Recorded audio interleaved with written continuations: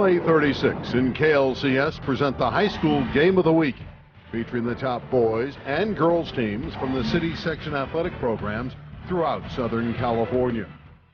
Presented by the Los Angeles Unified School District, LAUSD.net, and sponsored on LA 36 by the Los Angeles Times.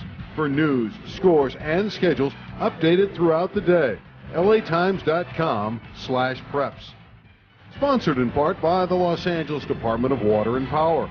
We're working for LA, water for life, power to LA, LADWP.com. And sponsored by Metro, the Los Angeles County Metropolitan Transit Authority, introducing the Metro Orange Line, the Valley's new shortcut, metro.net.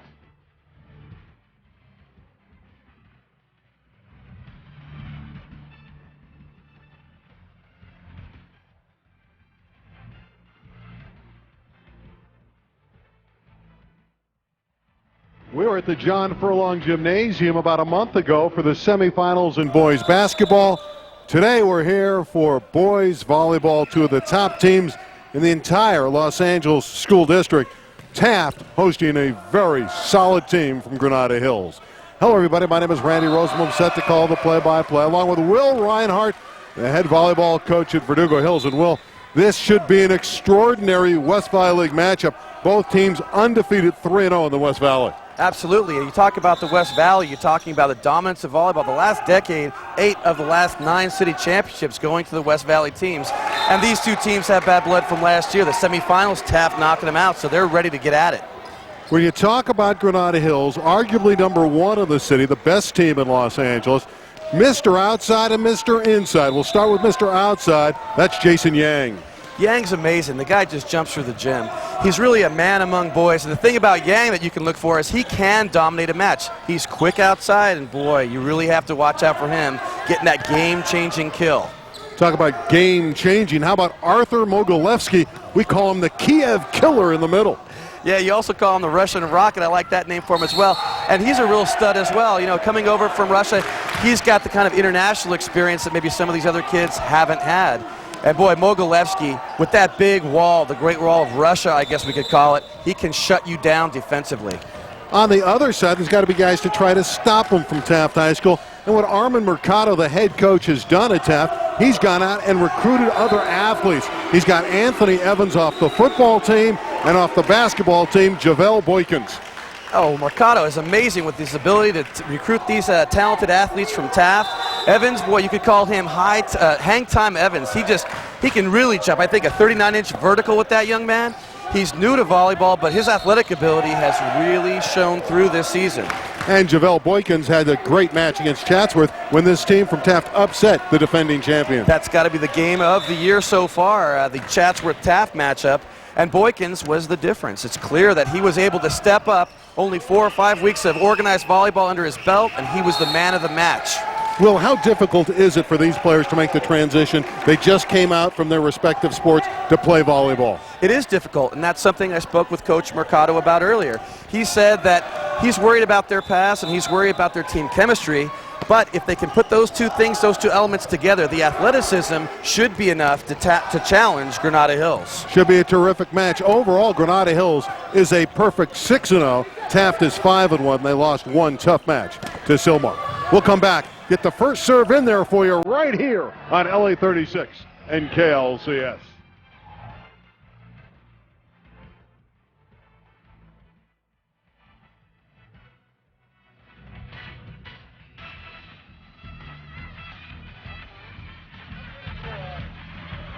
Very tight, yeah.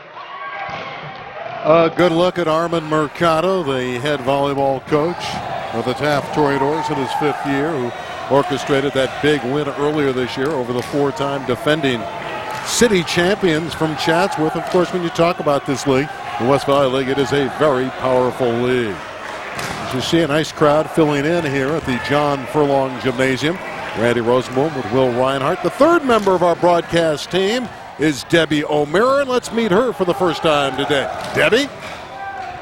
Thanks, Randy. You know, if you look at a Major League Baseball roster, an NHL roster, an NBA roster, you see a roster from players from all over the world. But who expects that kind of a roster from two teams from the San Fernando Valley?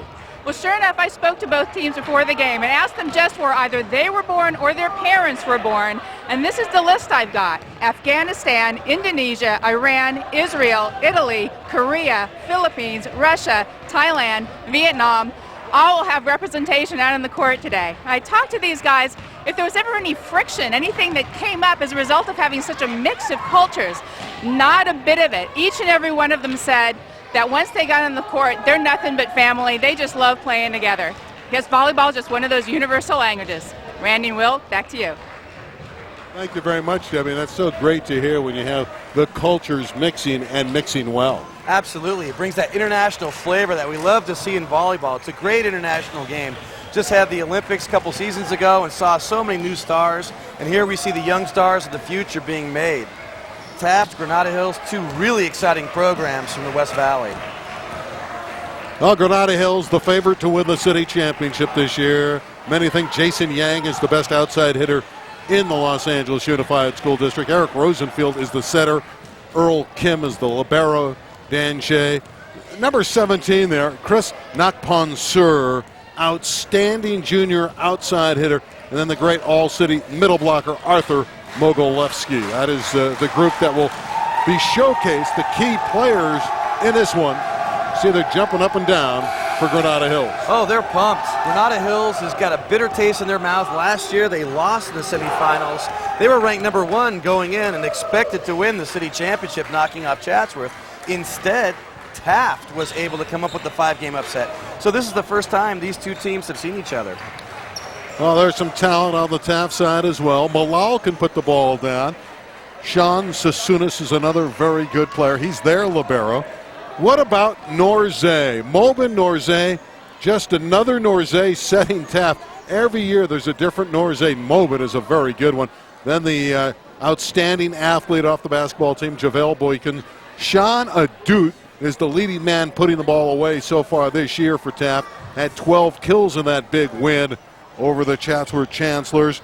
Peter Kalanji, another outside hitter, a junior, and the last man rounded him out. Garrett Green was to start. He's out. He has bronchitis. He will not start. It is Anthony Evans, number 8, who we showcased in our pregame. Anthony Evans will play in that spot. Yeah, and the loss of Green will be a big setback early on for Taft. They're going to have to regroup. They have a talented, athletic bunch of players to rally around, and, you know, we'll see. Can Evans take that spot? We're looking at him, and he seems to be excited for it. He doesn't know any better. He's only been playing volleyball a short amount of time. Well, he's confident, Will. He plays a lot of different sports. We talked about his 39-inch vertical leap in the pregame, but he's a 22.6 long jumper from the track and field team. He's a sprinter in track and field, and he was all city as a defensive end linebacker on Troy Star's city runner-up in football. Of course, they were the runner-ups to Crenshaw in football, and you can see the Toreadors are pumped as well. Absolutely, you know, but the Toreadors aren't the only ones that are playing shorthanded. Josh Chong for Granada Hills is going to be missing the match. He's a couple more weeks away from being able to make that impact he's so capable of. However, you can kind of throw out all that kind of stuff with these two teams. The gym is getting crowded, and they're rivals. West Valley League rivals. It's going to be an exciting match. Granada Hills, the Highlanders, 6-0, 3-0 in the West Valley, coming off an impressive victory over Birmingham, 25-17, 25-12, and 25-13. In Taft's last outing, they beat El Camino Royale, and the Conquistadors are very good. Taft won at El Camino, 25-19, 26-24 in a game they were down 24-19 and rallied to win game 2, and then won game 3, 25-23. How does a team come from 24-19 down to win a game? Well, they've got heart, obviously. I mean, it's incredible. You look at them on paper, you say, well, they've got inexperience, they're not going to be able to match, but they've got a lot of heart, and you got to give credit to their coach for that. I mean, that really stems from the beginning of the program all the way down through. Good look at Javel Boykin, 6'4", middle blocker. Played on the impressive basketball team here that went to the state tournament as the city runner-up. Lost to Fresno Edison on the road, but in the state tournament. But they won a state basketball game, and Boykins was part of that. Derek Taylor had a great basketball team here, and will be one of the favorites next year to win the city championship. Get ready for this major matchup in the West Valley. Our umpire tonight is Sam Crutcher. He'll be up. There's a good look at his partner, Joe Bergeron. And Bergeron checking the lineups and making sure everything is ready to go. Sam. There he is. There's Sam Crutcher. He's been around a long time doing this. Since 1987, overseen many city finals and many Southern Section championships. One of the outstanding referees. We should have a good match tonight with the officials. There's a good I'm look. excited, boy. This is going to be great, Randy. There's a good look at Eric Rosenfield. He puts it in play, and we're ready to go. Granada getting up with Mogilevsky, returning that one to the Taft side. There is the Kiev killer, or Russian rocket, Arthur Mogilevsky. First team All-City last year. Mogilevsky bringing the thunder. Hey, he's in the house, the Russian rocket. You got to love that.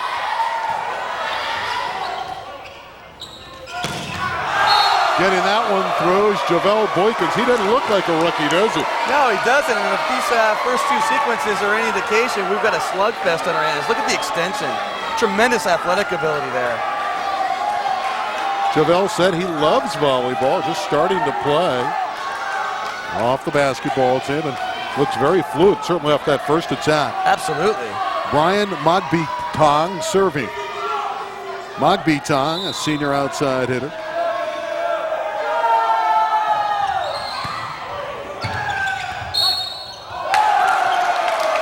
Taft came over the net, so it's a point for Granada Hills as Norze illegally came over. A little too aggressive there. He's got to hold his position. You cannot reach across the net at any time on the attack in volleyball.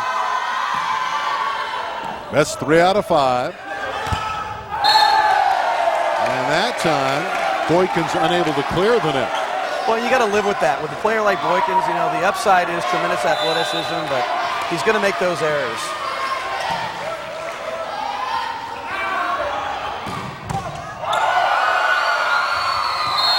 Quite a kill for Ahmad Malal. He's only 5'8", pencil thin, 131 pounds, but the junior can bring it. Well, actually, they're going to rule replay on that. It hit the outside basketball basket, and so it's a replay. That's a bad break, because that would have been a kill for Malal.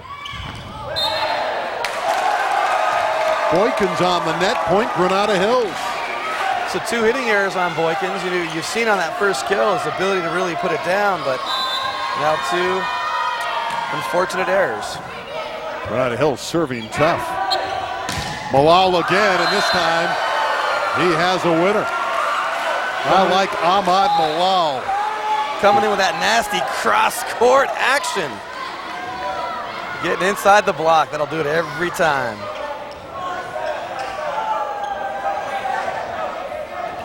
Dustin Burris, senior, serving for Taft. Yang is roofed. Not a lot of people get up on Yang like that. Well, he made the mistake of hitting it too sharply down. When you jump as high as he does, you've got to put the ball deep. Oh. Once again, did it hit the roof? And I think they're calling it a replay. It was an unintentional whistle there by the officials. They're going to have to do a replay there. That would have been a kill. So Taft's been unfortunate in this first game. And a couple rallies. Well, a breakdown there by Granada. You don't see that very often from this veteran team. There's a good look at Dan Che, one of a number of guys with over a 4.0 GPA. These are 2 very intelligent teams. Absolutely. Unfortunately, on that play, there's a miscommunication with the oppo. Setter just mistimed it. Earl Kim, the liberos, sent that in the wrong direction. Here's a free ball from Malal. He's blocked. And that one is spanked long. Dude, a little too eager on that play. He's got to wait till that ball is right in his wheelhouse. Well, Sean Dude had an opportunity there. One would think normally he'd put that away. Yeah, he just sort of paintbrushed it and it got away from him. 5 serving 3.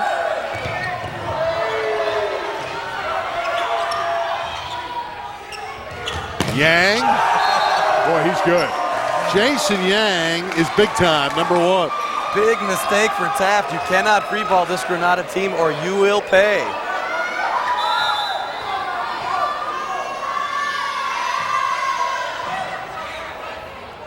Dump. Covered by Granada Hills. That time, Sean Adut wasn't to be denied. They call him the chosen one. He is their leader. Interesting there. Adut did appear to come through on the net, and yet the officials did not see it that way. He'll go down as a kill. Norze to serve. 4, serving 6.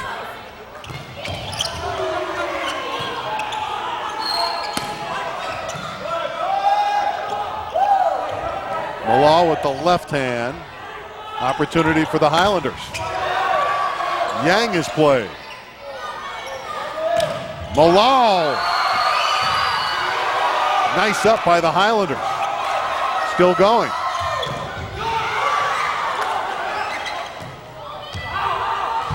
That one hit the antenna. Point Taft. Oh, that's tough. That's an attempted blind set there, and just put it too far out. The right side hitter couldn't bring it back into play without hitting the antenna. It's pretty good volleyball, isn't it, Will? Very good volleyball.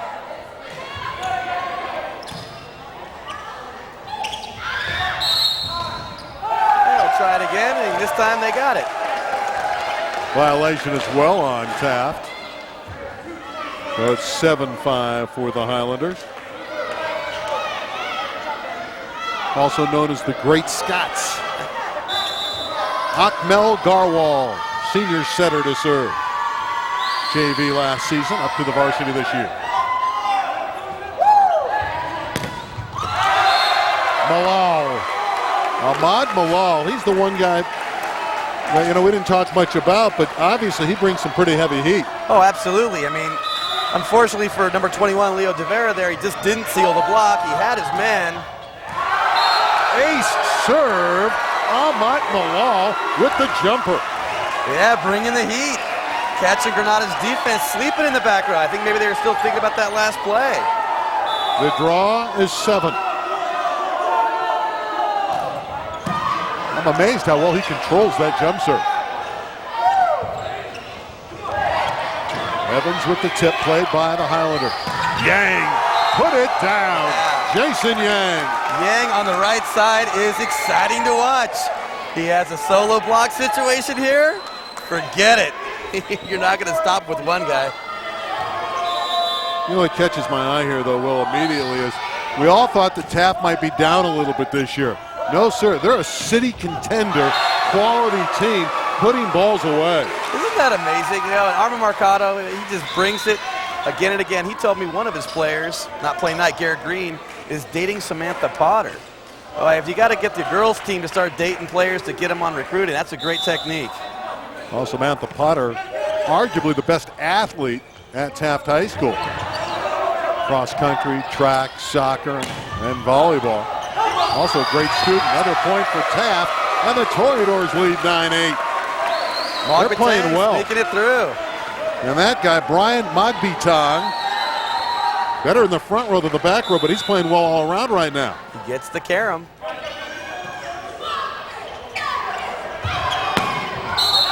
Nakpansur went up. What a net violation on Taft. What a break for the Highlanders. That ball was clearly wide right, and yet there's a net violation. Well, Javel Boykins, you're going to have to live with some of that inexperience on his part.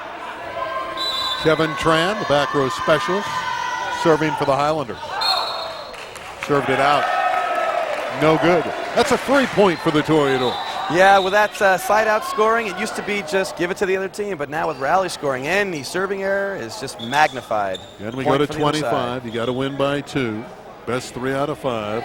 Glad you're with us on LA 36 and KLCS. With Will Reinhardt and Debbie O'Meara, my name is Randy Rosenbluth. Our prep game of the week, and it's a good one in the West Valley.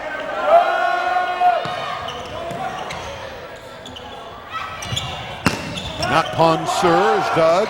Mogilevsky couldn't put it away. Jousted the net, and it's still alive. Nakpansur is blocked. Great up by the Highlanders. We're still going. The miss hit from Magbitang, and a point for the Great Scots. Outstanding rally here. Just so much athleticism. Sad to see it go in the middle of the net right there. But both sides just not quitting on any play. We're even at 10. This has got the fever pitch of a city final or a city semifinal. This is not being played like a regular season match. Dumped down by Norze. Paintbrush, nearly a winner for Boykins. Double contact on Granada Hills. Point Toreador. Yeah, and Coach Harp does not like that. He's already up complaining about an overlap earlier. Talked to him. He said that this is just like any other match, and I think that's a bunch of hogwash. He knows this is a West Valley rivalry. He's contesting calls here in game 1. Tom Harp told me if we can't be fired up for Taft, we're dead. That Ponsur going across the court, missed it long. There he is, a near miss for Chris, and a point for Taft. Well, I don't think they have to worry about not being up. It seems like both these teams are on fire. A little bit of nerves here. Some of these wide hits, that'll settle itself out. You relaxed? We could be here a while today. This could be a long one. Mogilevsky straight down for Arthur Mogilevsky. On his way to Cal State Northridge. He'll walk on and play volleyball there. Nice off speed here for Mogilevsky. You know, you're waiting for that heat, a Russian rocket, right? And then he just drops a teardrop on you. Boykins had it come back. Malal is blocked. Malal again, going into the corner. Ball is wide. Got a yellow card. Well, that's what we're talking about here. It's the energy and the enthusiasm. Teams are fired up. The bench gets a little too exuberant. Our official, Sam Crutcher, making sure that they know to keep a lid on it. The yellow card assessed to the Granada Hills bench.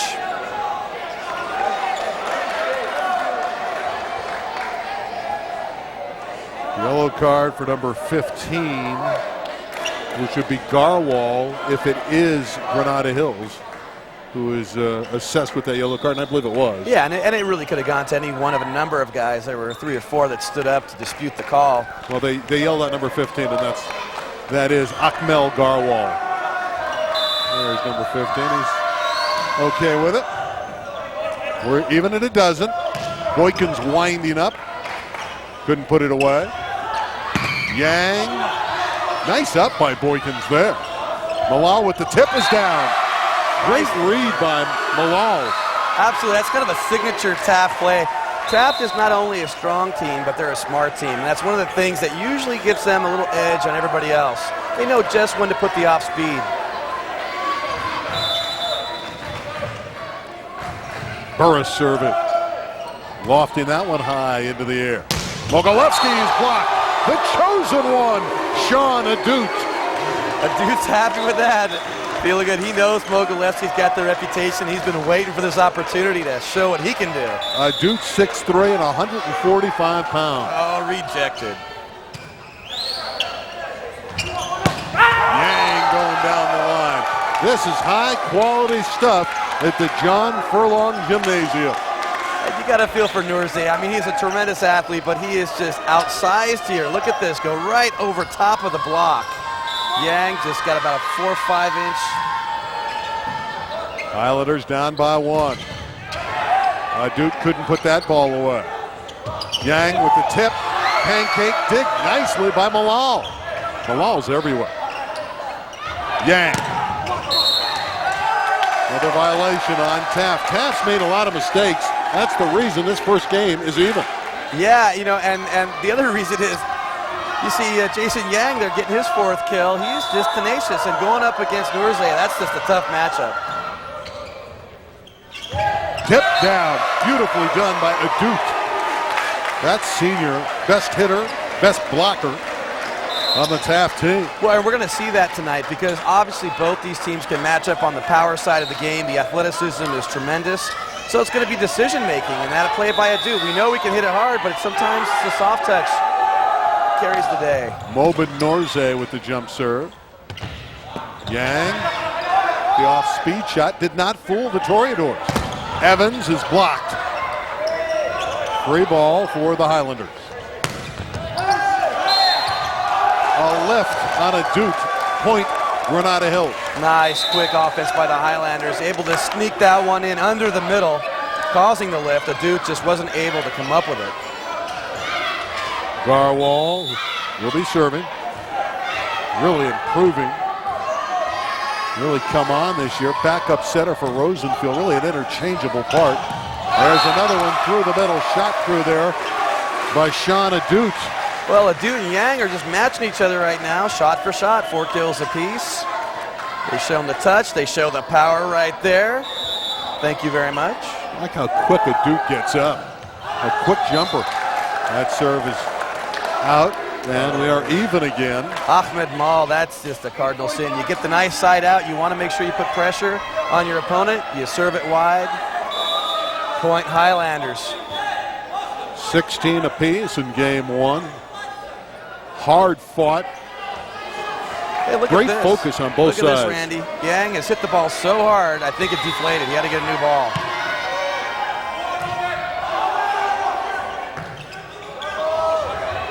There's a joust on the Granada Hills side.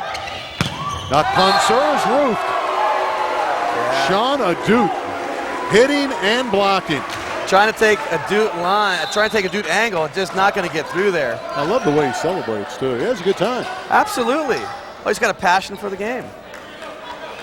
Placed by Peter Kalanji Jr. Kalanji's one of these guys that gives it 100% all the time. Will run through the wall for you to try to dig a ball, number 29. Granada Hills a little bit fortunate there. They didn't pass it well, but they got the point. Yeah, you really got to credit the setter, Mike Kim. Boy, he really extended up to get the one-hand set, save it for his teammate, give him the opportunity to score. Kevin Tran in to serve, number 24. Even at 17. Again, we go to 25, but you must win by 2. Best 3 out of 5. Boykins! Chevelle Boykins from the middle.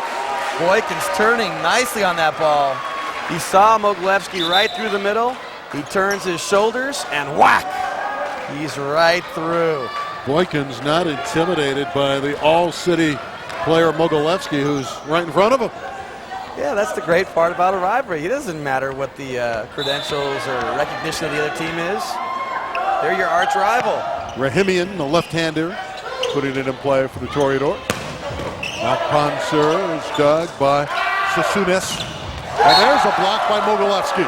Yeah, nice combination there. Kim and Mogilevsky teaming up to shut down the outside. Look at this. No soup for you. Yeah, right back at you.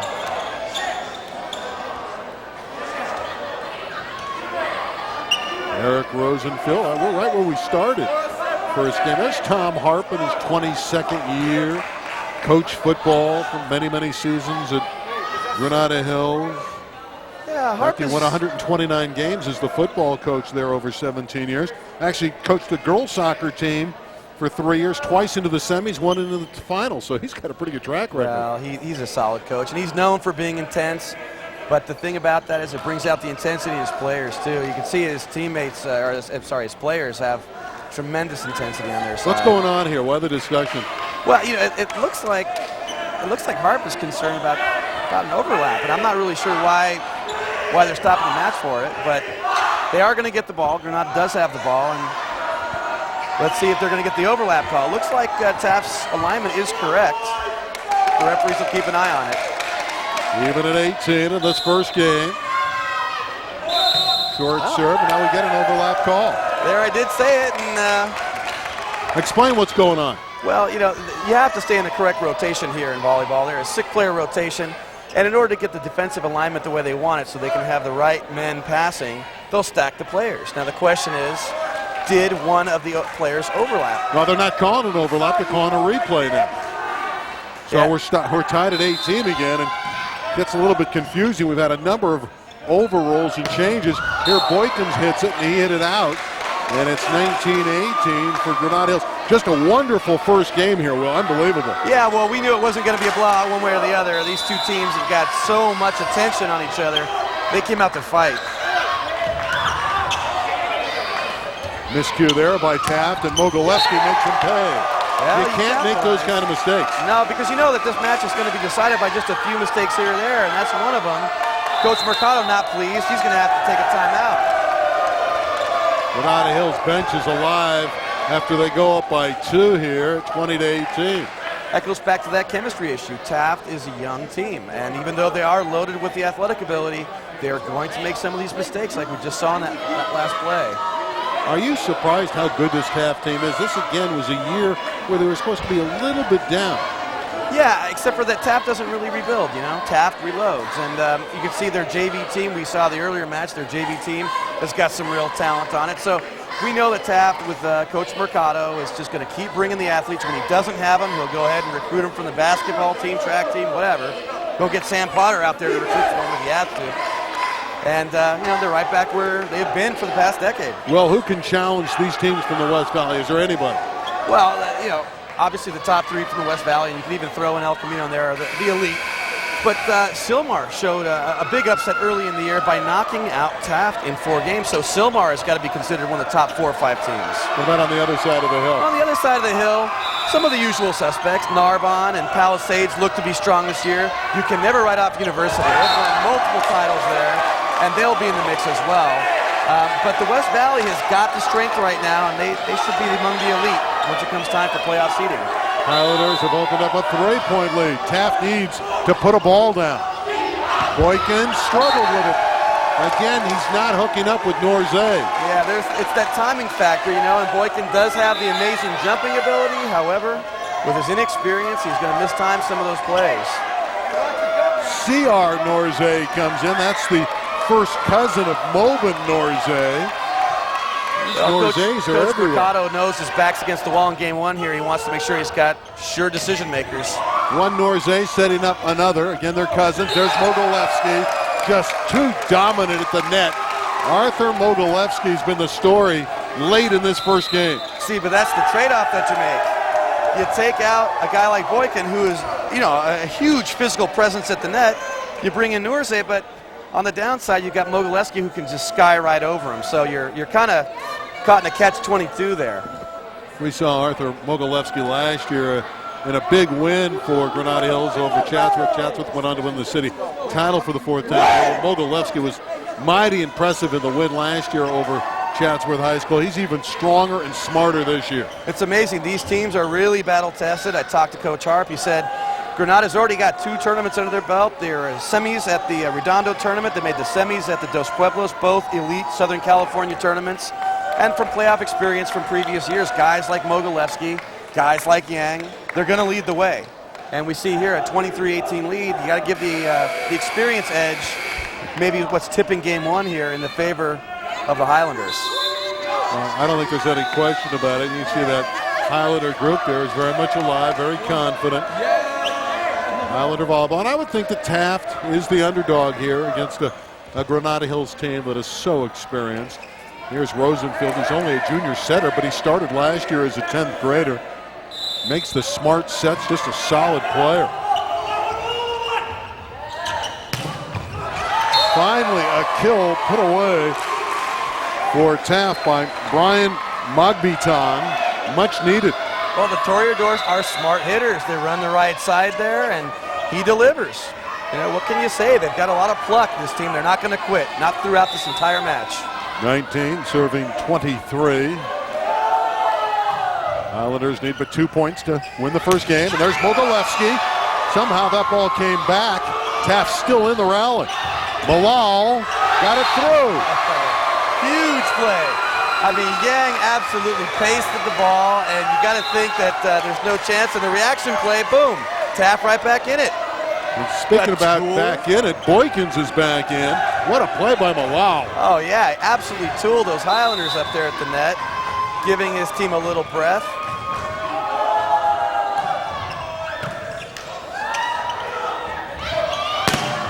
Another block. Boykins and Norze getting up. Boykins. Oh, he just missed it. Boy, oh boy, that's a frustrating hit. He tried to turn on the block. Highlanders can sense that they have game 1. Yeah, Boykins could really kick himself on that one. He knew he had an open shot. He just over-rotated his shoulders a little bit too much. Yeah, he didn't miss by much.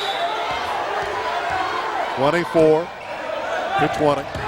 Here's a chance for the Highlanders to close it out.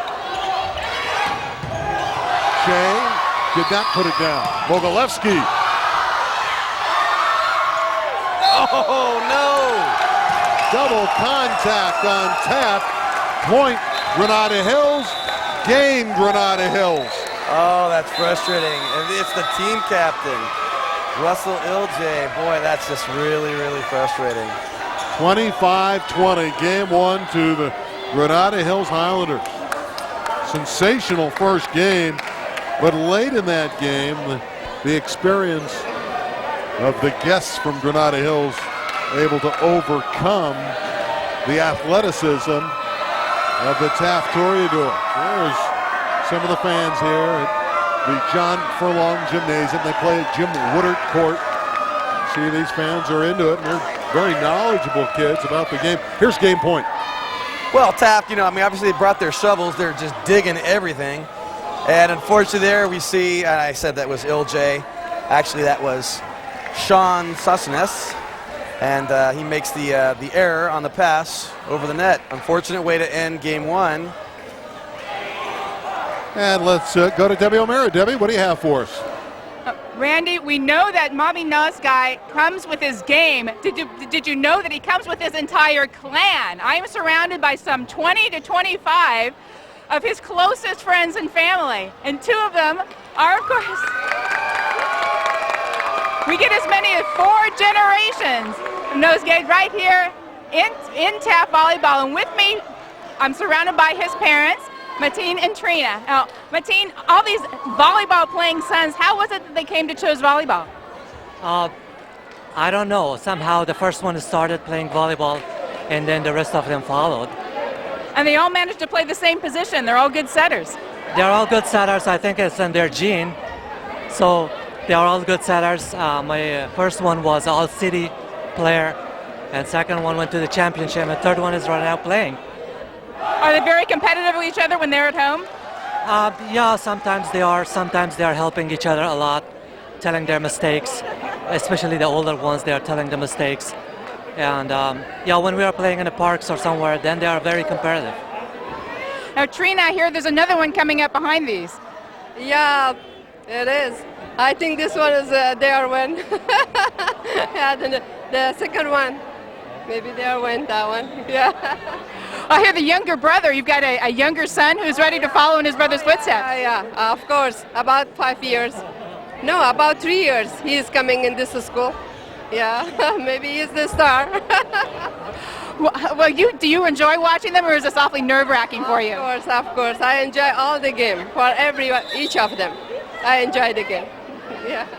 Well, they're telling me that Taft Volleyball has been part of their lives for some 10 years with the brothers, cousins that preceded them.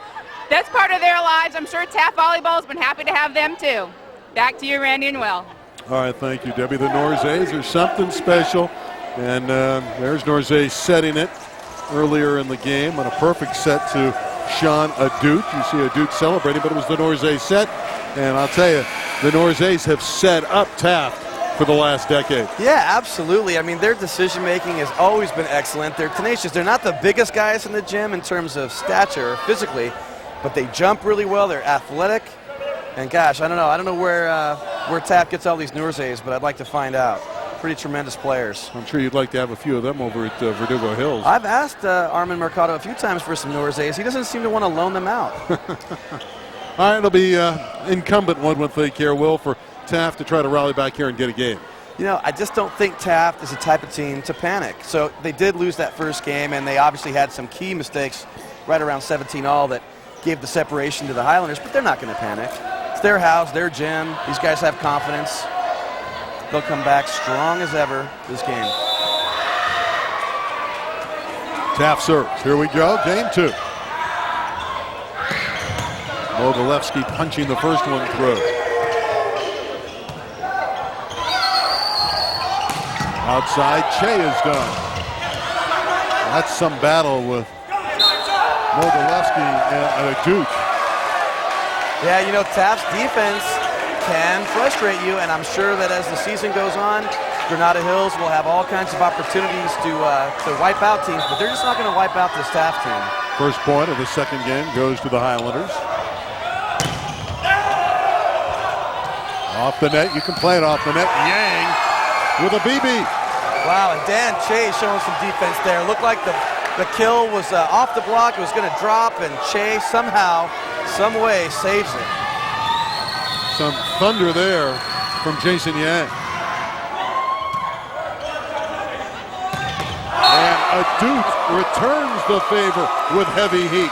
Well, I've got both Yang and Adut with 5 kills each. It's like they just feel, if you're going to do something, I'm going to match you. And so far, it's been shot for shot, blow for blow. He's got the great nickname on there today. They got the chosen one against the Kiev Killer or the Russian Rocket, whatever nickname you want to pick out for Arthur Mogilevsky. That serve is long by Norze. And a point for the Highlanders. Yeah, so far it looks like for the Highlanders, this man, Arthur Mogilevsky's been the X factor. They just have not had an answer for him. And that's not a surprise. Again, he's all city and a guy that'll try out for the Matadors, Cal State Northwood. Highlanders run that one down. Adut with the winner. Yeah, Adut, very nice, comfortable swing there, and then at the last second changes his hand position to slow the ball down. That throws off the block, and the tool results in a Taft point. 2 serving 3.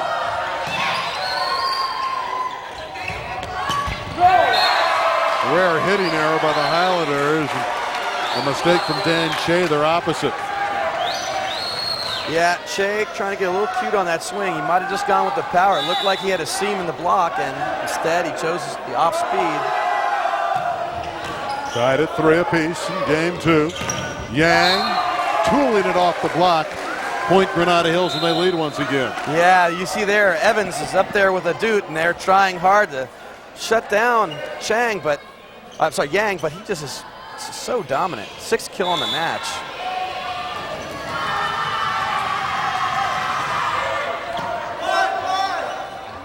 Adut tipping again. Yang played it. It's coming back to Yang.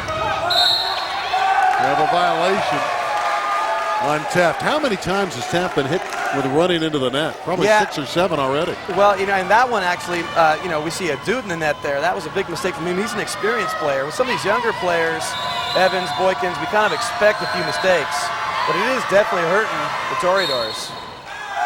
There is the illegal rotation on Taft, out of position.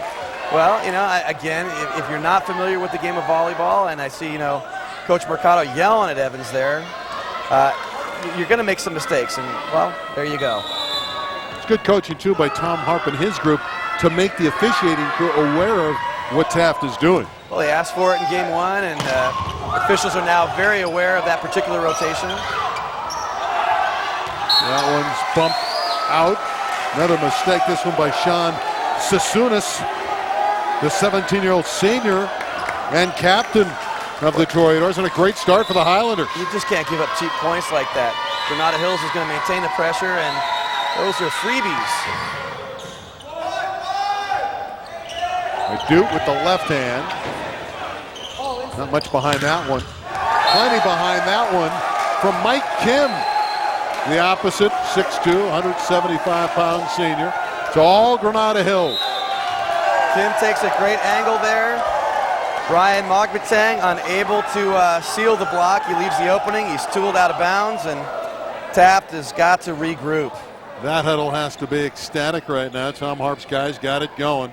You have an 8-3 lead. Now on this side, Will, if you're the coach, what do you tell your team? You lose a tough first game, and you're immediately down by 5 here in game 2. Volleyball is a game of momentum and a game of swings, and I'm sure Coach Mercado just wants to get a little break in the action, remind his guys to calm down. They'll be fine. They're capable of putting on a run of their own. But at the moment, they've just lost their composure, and they're not playing sound volleyball. So he's going to remind them to play fundamental volleyball, pass, and block, and they'll be okay. Armin Mercado, nice guy, soft-spoken, but gets his point across. Very good volleyball coach. He's also a very good player in his heyday.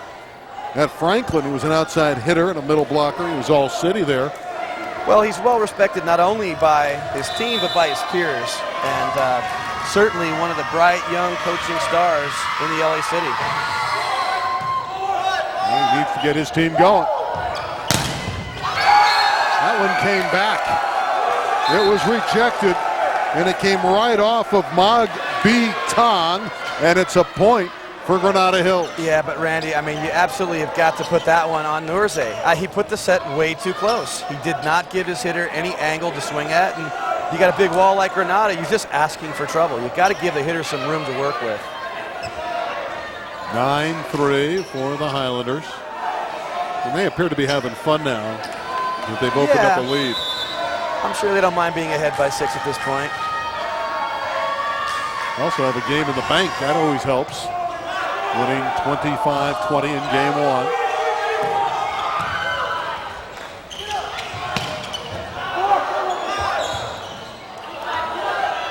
Magbutong took something off that, and it helped. It's a winner for Taft at number 45, Brian Magbutong. Oh, Taft fortunate to get this one. I mean, their pass broke down earlier in this sequence, and yet Granada unable to capitalize, so they pay the price. But we've seen here in the last several sequences here that Taft's pass has been weak. It's creating problems for Nurze, and he's not able to distribute the ball as effectively. Kalanji serving. Boykins back in the front row for the Toreadors. That one did touch Taft, so it's a point for Granada Hills. Nice swing, Mike Kim there going on top of the block. That's an intelligent hit. He knows there's athletic ability opposite him, so he swings high, goes off the fingertips. Point Highlanders. Into the corner, a perfect serve for Jason Yang. First team All West Valley League last year. Just a solid all-around player. And there's Armand Mercado trying to get his team ready and focused against Yang's serve. Boykins! That's a good sign for Taft. They need to get JaVale going. Yeah, absolutely. And then just as we called out Nurze for the last bad set, this is an exceptional set. Tight on the net, he's able to put it on the money. That's like taking candy from a baby if you're Boykin.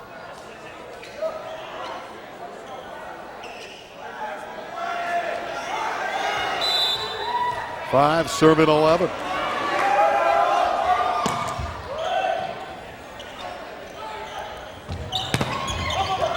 Taft getting up nicely on the front row. That one shot through though, and it's down for Granada Hills point. Nakpon Sur. Well, as tremendous an athlete as Nurze is, he is a liability on the line there. They're running the 5-1 offense, which leaves the setter exposed.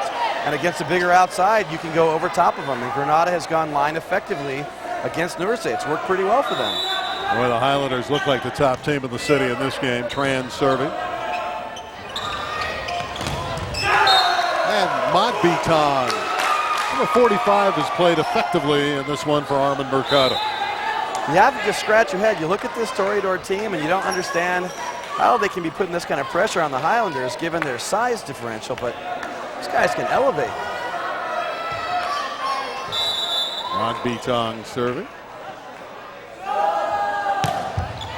Another good jump serve, and it's the overpass, and Boykins shoots it straight down, and a point for Taft High School. Boy, you give Boykins credit there. He's like, how do you do? There's the ball, and his quick hands and quick feet able to just swat it down. Boykins is a 16-year-old junior. You wonder, how good can he be in volleyball? Remember, he just started. Off the basketball team, there's a hitting error. Hit the antenna. So Kim's shot is out. Number 9 missed it. And suddenly it's 12-8. Well, the Toreadors do not quit. Not in their vocabulary.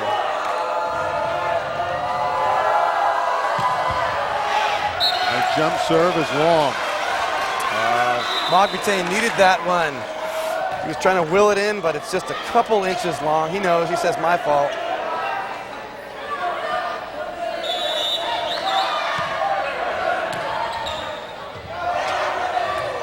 Toreador is a little out of sync. Granada Hills has Mogilevsky. Nice up by Boykins. Malal, and he banged that one out. That one was long and wide. Boy, Taft is absolutely just living on the edge here. Unable to get the good pass, and then the hit goes wide. Boykins. Nice job by Granada Hills, and Boykins got over there along with Norze. Norze with the facial. Stopping the outside hitter. Yeah, you got into that. You like that, huh? Oh, yeah. Norze, you got to love it when a guy that's 5'8", 5'9", just gets up there and roofs you. Well, Mobin Norze is a big guy, even though he's short in stature. He's about 180 pounds. He's a physical player. He's physical. He's smart. He's competitive. I mean, he's a Norze. Short serve, handcuff Chang. And a put away for Sean Adut. See, but there again, you know, I got to tell you, Randy, that is completely the setter. The pass a little tight. He just puts it right for Adut. Look at this set. Tremendous. Burris with another nice short serve. Mogilevsky's blocked. Dan Che's blocked. Adut running from antenna to antenna, doing a great job. Now he just plays it over. And in. A kill for Sean Adut. Earl Kim, you cannot watch that ball go into the court like that. If it's close, you've got to play it. Oh. Hey, Taft's coming back here, Will. They're fighting. Mogilevsky fires that one wide. And Taft now to within 2. That's why you don't panic if you're Taft. Coach Mercado knows it's a game of runs. He knows that they're going to be able to get back into this thing, and sure enough, Taft draws to within 2. And just like the last time out, Mercado was reminding them, stay calm. Fundamentals are what got them back into this. Fundamentals are what's going to put them ahead of Granada. And Granada on the other side, Coach Harp's not worried. 22 seasons of head coaching, he knows this team's going to have a lull here and there. They've got the horses. They'll be back. Out of this timeout, you got to expect to see Jason Yang, Arthur Mogilevsky take it upon themselves to restore order here. Taft down by 2. You expect your seniors to step up, and that's what Mogilevsky's going to have to do. That's what he did in game 1. Yeah, absolutely. West Valley League Volleyball tonight on LA 36 and KLCS at the John Furlong Gymnasium. Woodland Hills, Taft High School. There's a winner for Dan Che. Something that the Highlanders needed to build their lead to 15-12. I like Dan Che. You know, he's a smart hitter. He just kind of works his way through the block nicely. Smart hitter, smart guy, over a 4.0 GPA. Of course, you can say that about a lot of these guys on both sides of the net. Adut has been sensational. Yeah, Adut with kill number 8 there. He's using the emotion to really drive his team. It's a 2-point game once again. There's the winner for Adut. And again, you know, volleyball is a game of expressions, but no one expresses himself any more than Sean Adut. Yeah. He reminds me a little bit of Joaquim Noah in the Final Four from Florida. Like to scream up to the stand, say, I'm here. And he is definitely representing. Now they're tearing down a sign. Rivalries. It's getting heated at the gymnasium here in Woodland Hills. Yeah, the fans decide that they want to get involved, and that pumps up the players on both sides. See that both teams are huddling up. Officials are discussing something as well, and we've had a number of replays in this match. It really is a tremendous rivalry. Well, you know, all this extracurricular in the stands just represents the intensity on the court. They're just feeding off it. The fans can tell this is an intense match, and they see Taft coming back. Woo-hoo! Fun stuff, Randy. You like it. Will's excited. Will's into it. Norze's jumper. Yang with a waffle ball. You don't see one of the elite players in the city miss hit like that very often. That's just absolute adrenaline taking over. He just got a little bit too amped. Ball sails out of bounds, no touch. a one-point game, Randy. Hit that thing like a laser, but it just didn't have any topspin. Yang's smiling about it, though. He knows It's a bad time for a one. dude to be tying his shoe. His team's got the mo. You don't want to give it up. 14 serving 15, and suddenly the Toreadors, remember, they were down 9-3 in this game. Norris there with that jumper, and a good jump serve. Granada Hills is in trouble in this rally. Let's see if Taft can put it away. Dudes. No, I mean, it certainly appears, Randy, that Taft is just not going to quit. But as we analyze this game, I mean, Granada Hills just got so much talent on the other side of the ball. Well, a dude made a mistake there. He had it open and just threw it into the net. But these Highlanders, they're maintaining their composure. A lot of juniors and a lot of seniors on this team. They're not going to panic either.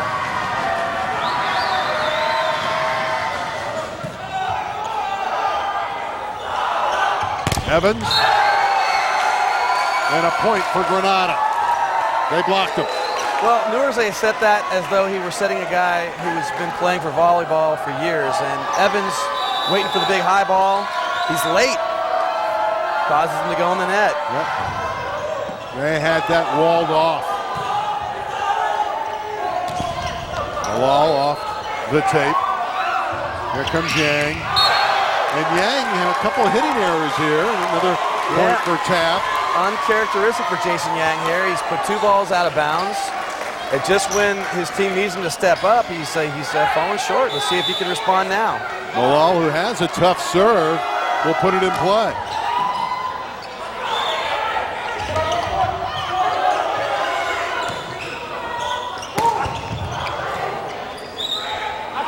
Outside to Yang, and he's roofed. Evans got him back, number 8. Yang's starting to show some frustration here. He wants some help from the refs, and I think Sam Crutcher's just telling him, hey, put the ball in play, kid. What a great play by Anthony Evans. Anthony Evans with a magnificent play. Toreadors have clawed to within 1. Can they tie it here? Net violation on a Duke, point Granada Hills. Well, that last play there, Randy, you know, Anthony Evans coming from football, he knows how to lay a block, and boy, did he just block Jason Yang. Ooh. And on this play, you can see there's the net violation. Highlanders score, they're up by 2. Taft, though, has put himself in a position where they can win this second game. Well, what an emotional lift that would be. What a great block on a Duke. You know, that was terrific by Mike Kim. You're right about that, Randy, but I'll just tell you, I just get the sense that the Islanders have just too many horses. They're so strong, and they are making some uncharacteristic mistakes. Taft to force you to do that. But Granada just they look good right now. I'm not worried about them at all. Give Leo DeVera some credit on that block as well. He was right there, number 21 for Granada Hills, and another mistake by this Taft team that's inexperienced in some spots. Evans with the hitting error. And it's a 4-point lead for Granada Hills, and Armand Mercado wants a timeout. Yeah, well, we set it up front. Evans, Boykins, these guys are not experienced volleyball players, though they are tremendous athletes, and they make these kinds of mistakes. And we see here between Mercado and his setter, he's reminding him, look, you've got to set a simple offense for some of these guys, because it's like Nourzay is playing at a level 10. Volleyball IQ is really high, and these other guys are maybe at a 6 or 7, and he's just kind of oversetting the game if possible. But that's difficult. I mean, if you have guys at different levels around you to set them differently, isn't it? It is, and the thing is, you know, if there's someone who can do it, I would expect Nourzay will be the one. But that seems to me to be the problem. He knows he's got his trusted, experienced hitters, and then to his big athletes, Boykins and Evans, I mean, he's kind of making the offense a little too complicated for them. Granada Hills, the Highlanders, the Great Scots won the first game 25-20. Lead here 20-16. Over against a Taft team that's very determined tonight. Fought back, but now they've seen Granada Hills open it up to a 4-point lead again. I'm going to think Taft needs to put this one away.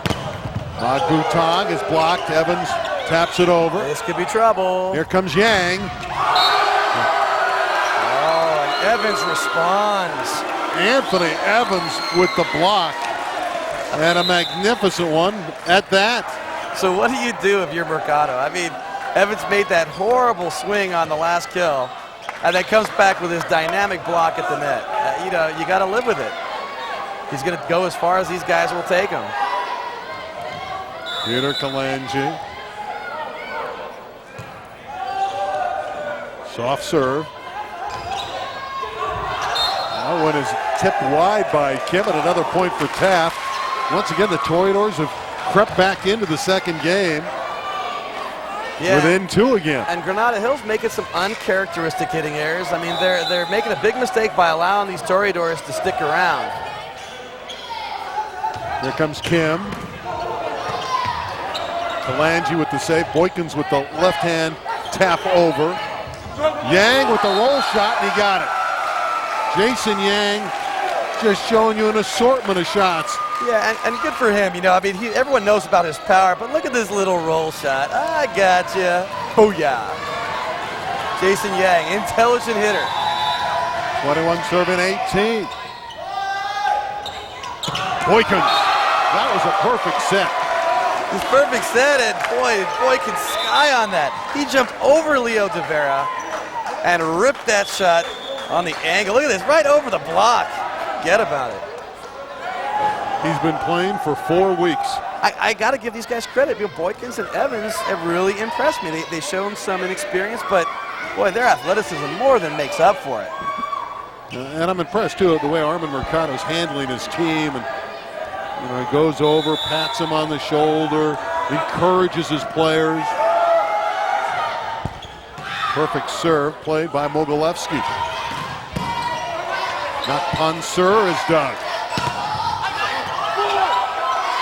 Norzay to set it for Boykins. He's blocked.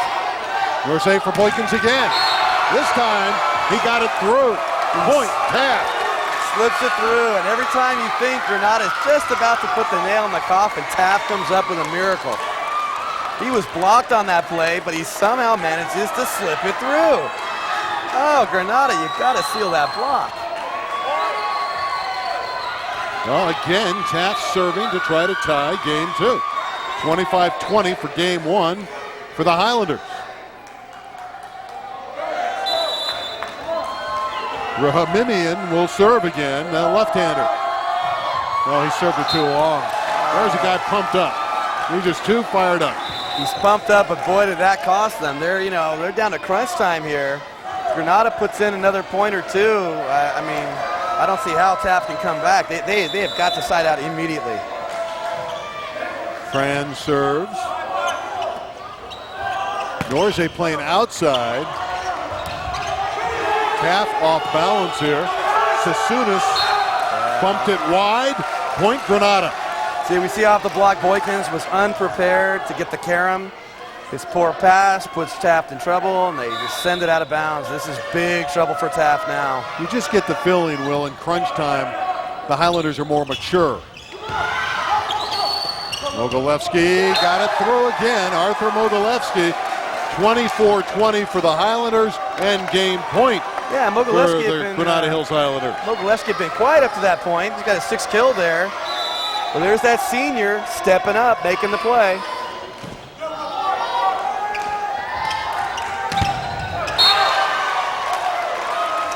And the block is out wide, and a point for Taft. Taft is very much behind the 8 ball here. We'll see, are they going to be aggressive on serve, or are they going to try and win it with their defense? Brian Mogbatang. Looks like Coach Mercado's going to ask him to float it. Yeah, he normally jumps it, but this time he did float serve it. Look at Boykins come over, but he came too far over. Point for the Highlanders. Granada Hills wins it 25-21.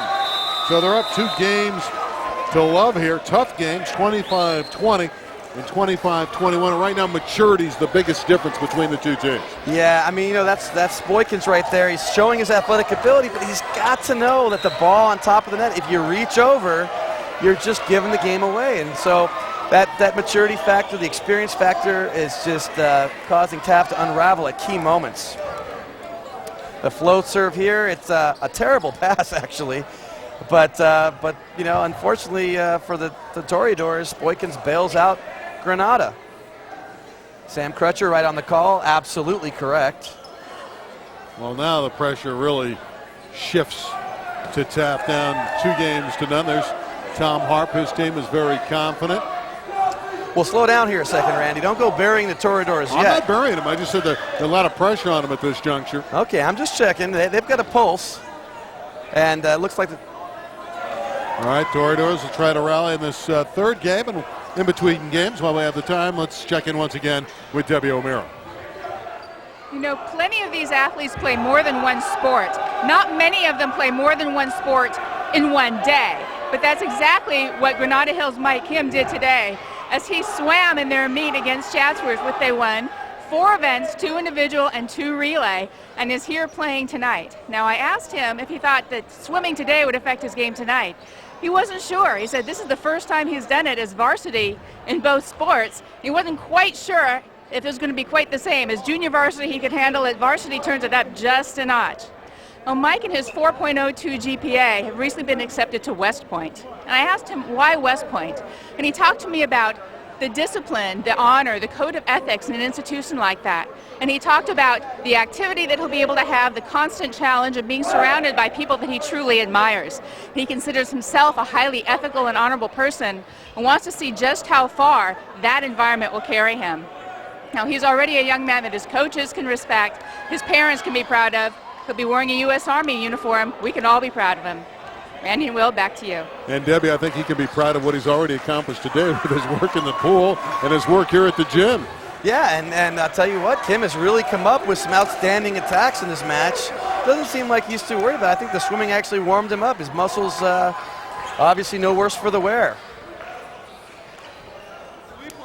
It's a great story, though, about him going to the military academy. No, it's wonderful to see. And again, you know, you were here, and you know, Taft just won the state decathlon championship for academics.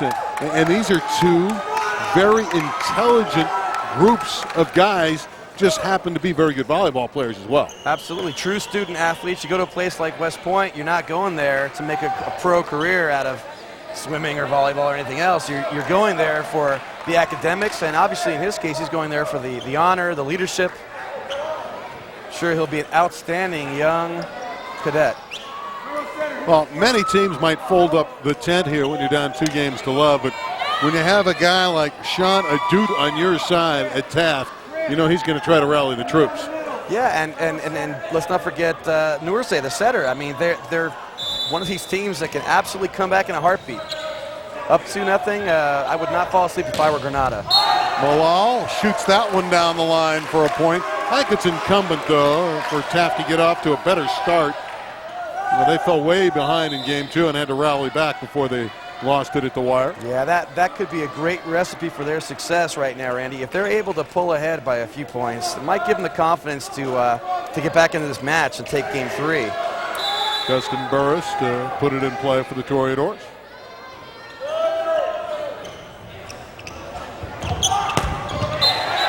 And Che ran into the net, and another point for Taft. Yeah, it looked like Eric Rosenfeld's set there was just a little too tight. This is exactly what Taft needs. Get that early jump on the Highlanders. Well, when you're up 2 games like this, is there a tendency to let down, Will? You know, maybe among some teams, I wouldn't expect to see that from Granada.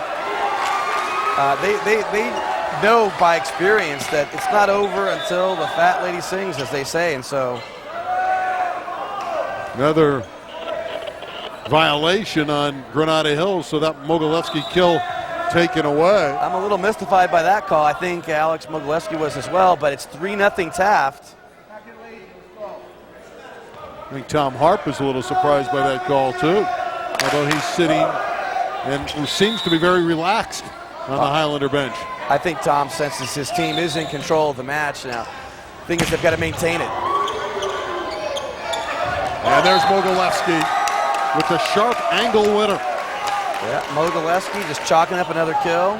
He's been so smart with his shots. He uses the power, mixes in the off speed so well. Of course, Granada Hills wins the game.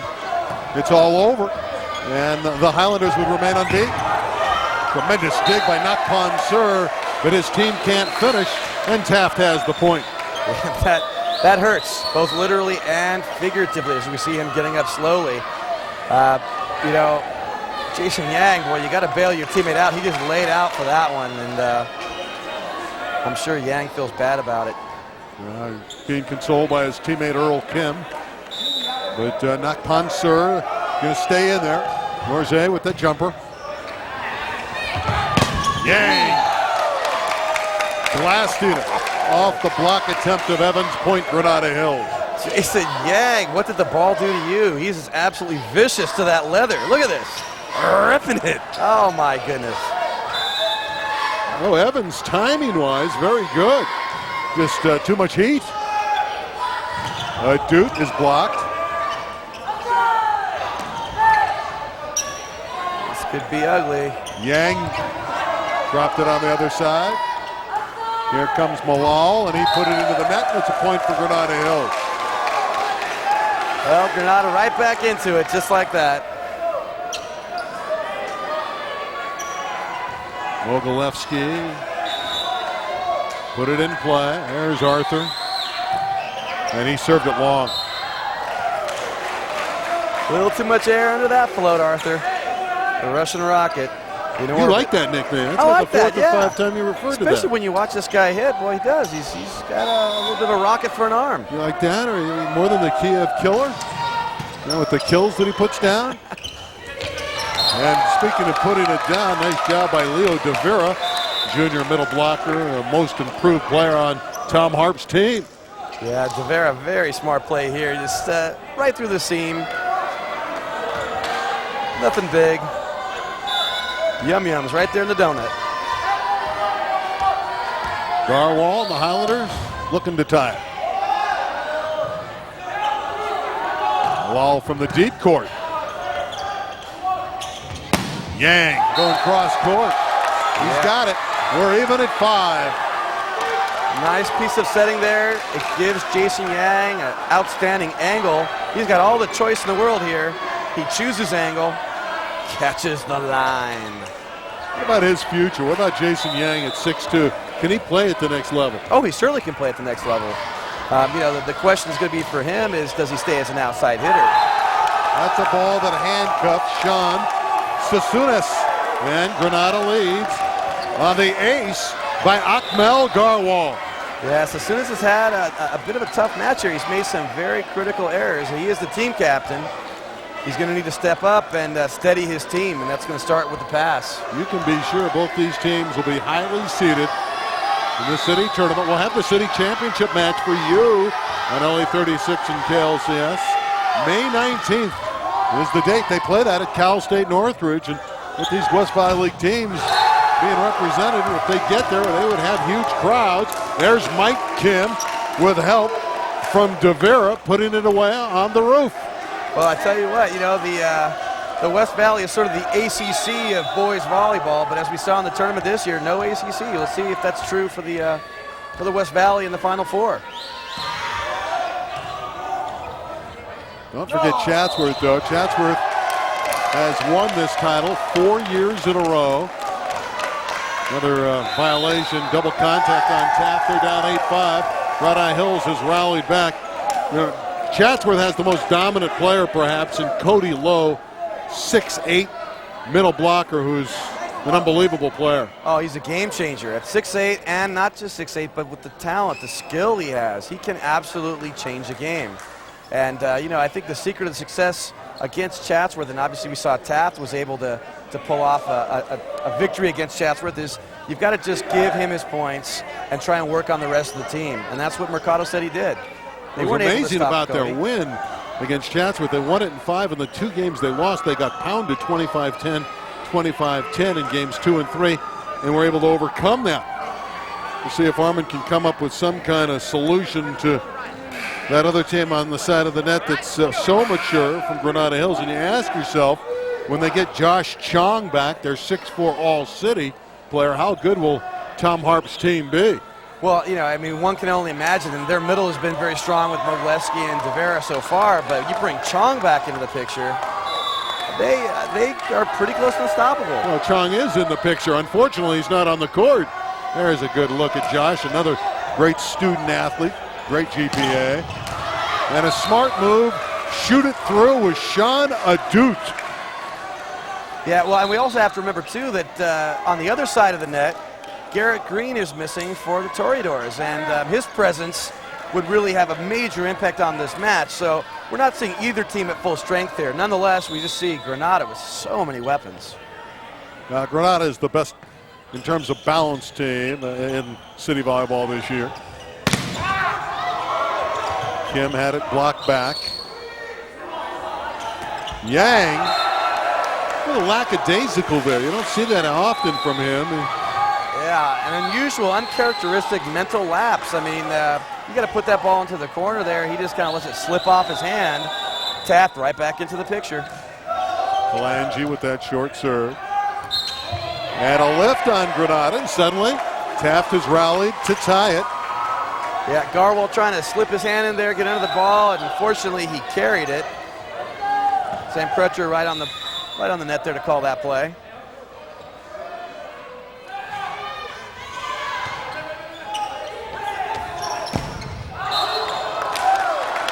That one's a kill for Granada Hills. Yang ripping yet another kill. So Yang gives the Highlanders the lead. There he is, Jason Yang. Then Armand Mercado called him the best hitter in the city. Of course, Mercado on the other side, trying to find a solution to Jason Yang. They rotated out to Kim, and Mike Kim with some thunder. That thing was just wrong from the very beginning, Randy. I mean, the ball that Yang served was carrying long. What a beautiful back set, too. Inexplicably, they pass it, and Taft has to free ball. You free ball Granada, you're asking for trouble. Boykins with a winner. Boykins able to squeak it through. I'll say again, Randy, I'm really impressed with this Boykins.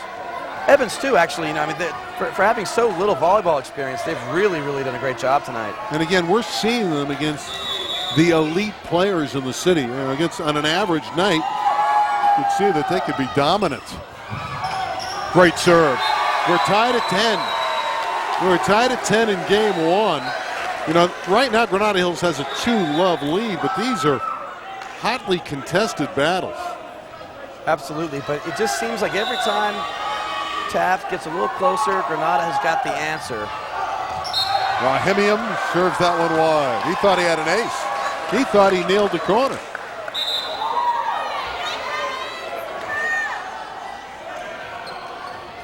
Boy, Tom Harp is cool on that bench, isn't he?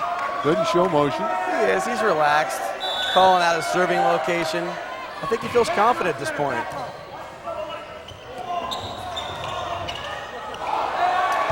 And Boykins gets a kill.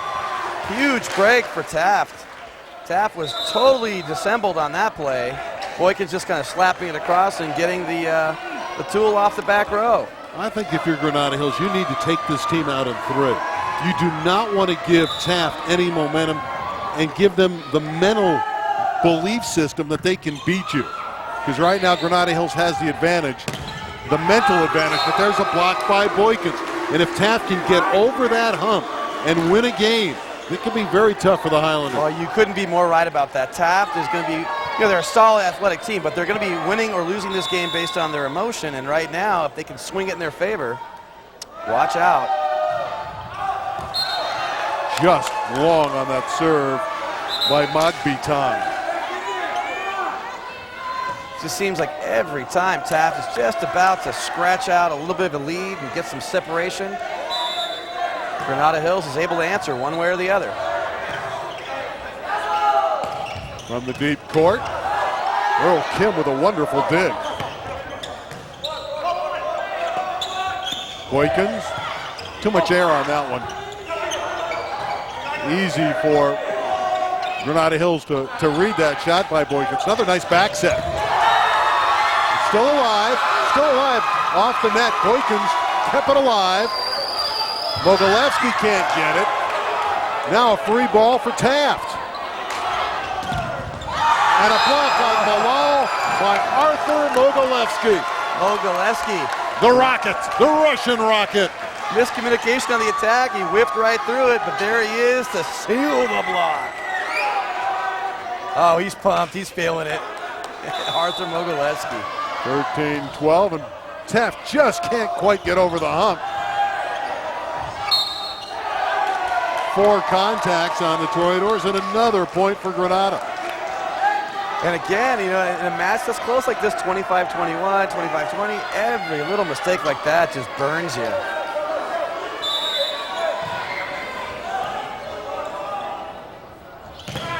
Boykins tooling that one, so it's a point for Taft. Boykins gets his rhythm when they shoot set him in the middle. Yeah, and he's a little bit lanky, so it throws off the block a tiny bit. He's not quite what you expect and able to get an effective tool shot there. Well, he's only 16 years old. 16, boy oh boy. Bright future ahead of that young man. Basketball, volleyball, you name it. He's got some real hops.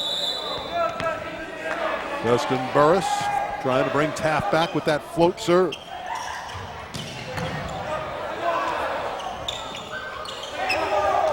Malal, we have a net violation.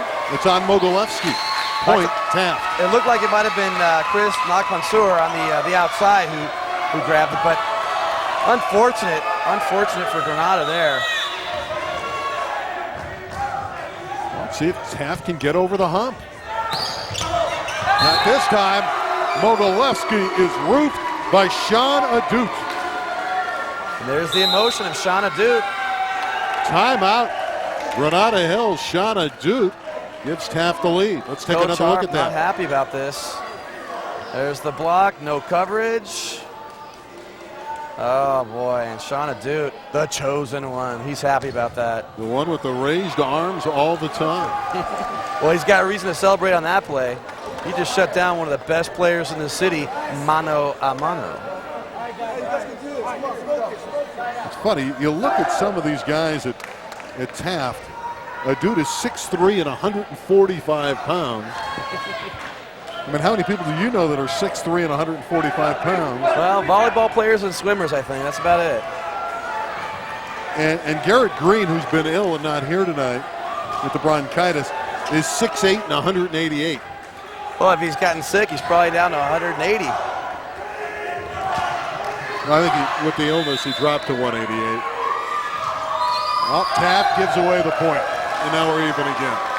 See, and that's been the theme tonight, Randy. Each time Taft seems to be ready to put some momentum in their favor, something good happens for Granada. Let's see what Granada can do with it this time. Can they cash it in? Keep in mind, if the Highlanders capture the game, they have the match.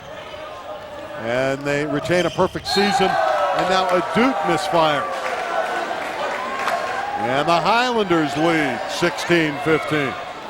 Saw a little looking across the net by Jason Yang. You kind of say, don't even bring that in here, Adut. Bilal, I like him because he's an accurate hitter. His spikes always seem to be right on target. Yeah, and a nice combination there. Nurze swinging the ball all the way to the other side. The block late getting there for Granada. Great result for Taft. Tough games, grinders. Good serve by Nurze. Yang, wonderful up by Sassunas. Here's Malal. Earl Kim will chase it down. And a free one for the Toreadors. Malal got it. Taft leads. Well, there's your boy Millar. But you got to give some props to Sassunas there. That might have been the dig of the match. Jason Yang bringing the thunder and Millar digging it.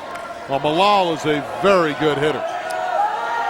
Yeah, he's a smart hitter as well. 17-16 Toreadors. But there's the mistake once they get the lead. Well, it's 17-all, Randy, and now this is going to be crunch time. Which team is going to pull ahead these next 5-6 points? Which team has got the answer? Tom Harp concentrated on the side. Perfect serve by Mogilevsky.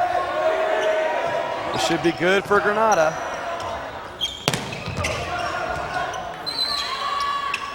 Yang. They got him that time. Evans able to block him. Here's Yang again. That time he found the hole, and the kill for Jason Yang. Well, for Granada Hills, the third time's the charm. Blocked twice at the net. Jason Yang responds. He's in double digits in kills. He's clearly been the offensive force for Granada Hills tonight. Boy, he's made some mistakes, but he's also had some huge swings. Perfect serve when he glances off the net like that. Duke with a big kill for Taft. Well, this is like where we started off, Randy. It was Duke and Yang going blow for blow. And the last two plays, there we see it again. Taft showing their best player and Granada showing their best player, and it's what you expect in a key match like this. With all the pressure on the Toreadors, down by a couple games. Yang passed it. That one's off the roof. Sasunas with the up. And there's the kill from Brian Magbitang, and Taft leads again. Now let's see if they're not content with a 1-point lead. Let's see if they try to push away a little bit and get some breathing room. Absolutely, this serve is crucial. Got to keep it in play, and Malal did. Yang got it. There's the spike winner for Jason Yang. Yang with the answer. Defensive miscommunication by Taft. They should have been able to dig that off the block, but Malal unable to communicate with his libero. Now this is high-level volleyball, though, Will. These teams are both moving their intensity level even up higher.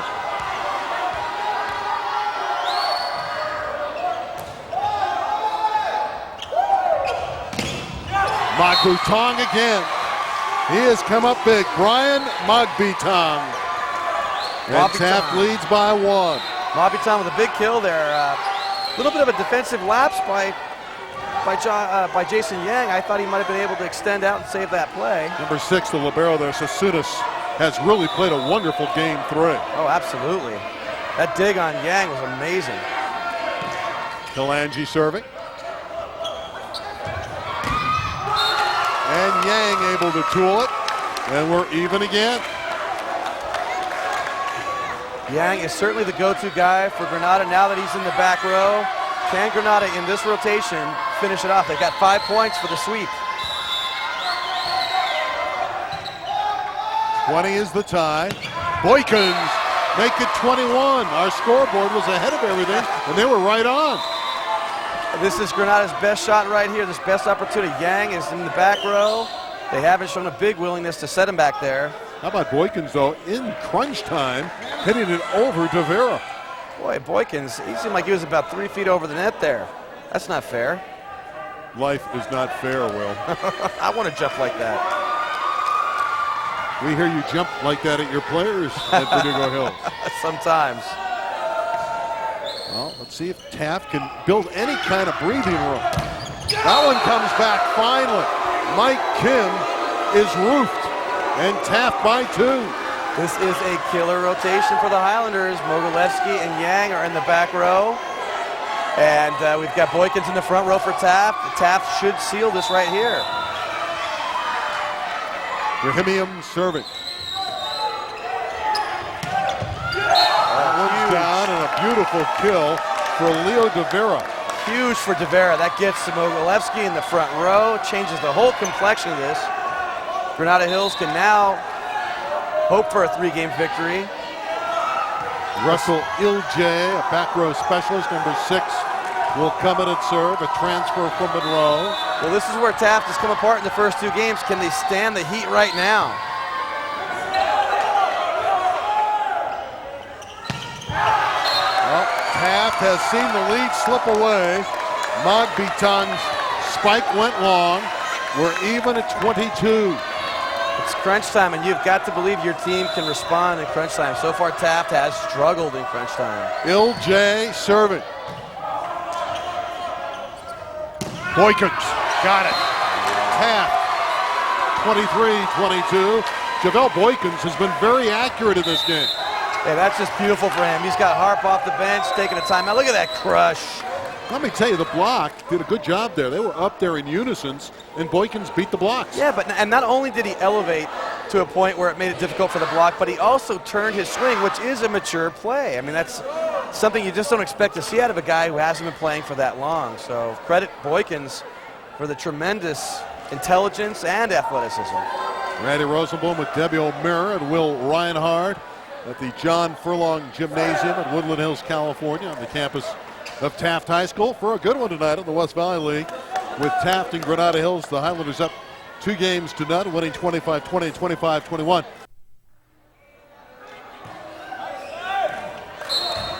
And another mistake by Granada Hills on the return of serve. And it's 2016 Taft. Well, you can't like the body language right now if you're the Highlanders. Mogilevsky, hands on his hips. They're a little bit disheveled, and they need to get it back quickly. Mogilevsky, roofed again. Sean Adutz winning the battle in the middle. His emotion has absolutely picked up his team. His play has been outstanding. Mogilevsky does not have the answer at the moment. This is a huge separation. Biggest lead of the night for Taft in any of the games. Good serve. Dan Che, Norze, and his team is motivated. They are doing everything splendid at this point. And Adutz is on fire. Well, it seems like get out the water. Taft cool him off. Taft has definitely got Granada figured out at this point. Now it's going to come down to execution. It can come down to game 5 is what it's going to come down to, unless Granada gets a miracle rally here the way they're playing. That one's a return of emotion for Arthur Mogilevsky. Well, and Mogilevsky, he's running the risk. He's already got a yellow card. Now he's being called over to the officiating stand, trying to pump up his team and trying to respond. You know, I kind of agree with Arthur here. I don't agree with Crutcher. I mean, he was not shouting at anyone. He was just pumped up. Which is probably why Crutcher is not going to give him a card and just warn him just in case. You know, let's make sure we keep this sportsmanlike. He's just screaming out emotion. 22-17 Taft. Adutz tipping and winning. You can't stop Sean Adutz. Well, Adutz has can't even contain Sean Adutz. He's had shot after shot tonight. The power, the tip shot, the emotion. If Granada Hills loses this, they'll have no one to blame but Sean Adutz. Remember, Sean Adutz is the chosen one, and they're chanting that here at the gym. Well, they like him in this gym, that's for sure. 23-17 Taft. And a winner and a kill for Jason Yang. Yeah, but Granada cannot be trading points at this moment. They've got to get a little bit of a run and have any chance in game 4. Mogilevsky's going to have to make it happen. You know, for service errors, too, they got to keep it in play. Adutz tipping. Adutz again. Couple swings there, and Sean didn't put it away. Yang with a perfectly executed D. Crafted, Mr. Yang. Known for his power, he sets him up and he drops the teardrop on him. Taft quickly calls the timeout. Want to stem the momentum that is Granada Hills here in game 4. Back still 23-19 of the Highlanders. Still going to be a big hill to climb, but not impossible. Terrific preventative coaching there for Coach Mercado. He sees the opportunity here for Granada to pull some momentum. He's not going to let it happen. The timeout is the coach's best friend at this point. You mentioned Grant, or you started to. You're thinking Sunset 6 League. I know you feel you yourself and Grant are going to be the teams battling in the Sunset 6 League. Freudian, Freudian slip there. I've got Grant on my mind. Big match looming ahead in the Sunset 6 between my team, Verdugo Hills, and the Grant Lancers for first place in the league. So, yeah. So one would map that out. You have more talent. They have better coaching? Pretty much, yeah. Coach Kahn is an exceptional I'm just coach. kidding you. You know that. Mogilevsky to serve. Again, he has to keep it in the field of play. He does that nicely. Bilal missed it. Point Granada. So don't go wandering off here if you're a Taft fan. Granada's fighting back. But the nice thing for Taft is they had the cushion, so they can withstand a little run here and still pull it out. The cushion is shrinking. Mogilevsky doing a very good job of serving safe. Malal tipping. It's covered by Rosenfield. Oh, a net though. And Rosenfield and Che are looking at one another. They can't believe that Taft is sitting on game point. Boy, Taft has really shown something today. They do seem to be outmatched slightly on the physical end of things, but they're just so tenacious. And they've been smart play after play. We've seen Adutz, we've seen guys like Boykins, just making the right play at the right moment. Could they be the #1 seed? I know they still have another match with Chatsworth, another match obviously at the Highlanders gym, but they have to be highly thought of come tournament time with wins over Chatsworth, and if they could steal this one somehow in their own gym against Granada. It would seem pretty clear to me if they win the West Valley, they are the #1 seed. I'm supposing Silmar, who did defeat Taft earlier in the season, would have something to say about that. But Taft is playing remarkable volleyball at this point. Taft had lost 11 straight to Chatsworth before they beat them earlier in the year. Game point. Guess what? We're going 5. Jason Yang was Ruth. Evans and a Duke were there. Yeah, everyone in the building knew it was going to Jason Yang, and Taft just go ahead, cheat on over there, shut that man down. He's a great hitter, but 2-on-1 are tough odds. And those two Taft Toreadors were able to shut the door on Jason Yang. This is pretty good stuff. Yeah, but you just see a dude is camped out, just absolutely waiting for him. He didn't even move his feet. A dude is a man possessed. And you can see body language-wise, that's not a happy crew over at Granada Hills. They have been through a war, and there are the game scores. 2 for Granada, the first 2, and the second 2 to Taft. And to a certain extent, the psychology plays into it. Last year, Taft was able to knock off #1 seeded Granada Hills in the city playoffs in 5 games. So I think, especially so many returners on the Granada Hills side of things, I don't know, there's got to be a certain degree just creep in the back of your mind there, oh, here we go again, you know. Let's see if the Granada Hills is made out of something different this season, or if they're going to return to form and crumble. Well, Taft has ruined many a year for Granada. Twice Granada was the top seed in the tournament and got knocked out. 3 out of the last 4 years in the tournament, Granada Hills was knocked out by Taft. Granada knocked them out 1 of the years. Well, you got to think Taft might be in their head. I mean, these are totally different kids. The kids on this Taft team, none of the starters are returning from last year's group that pulled off the big upset against Granada. Well, that's what makes this return to prominence so amazing. And look at how they're beloved by their student body. Well, the home field, you know, or home court advantage in this case is, you know, you bring in 20 or 30 Noorzays. Before you know it, you've got yourself a Donnybrook. Things are out of control. Yeah, spirit, momentum, emotion, clearly wearing Taft black at this moment.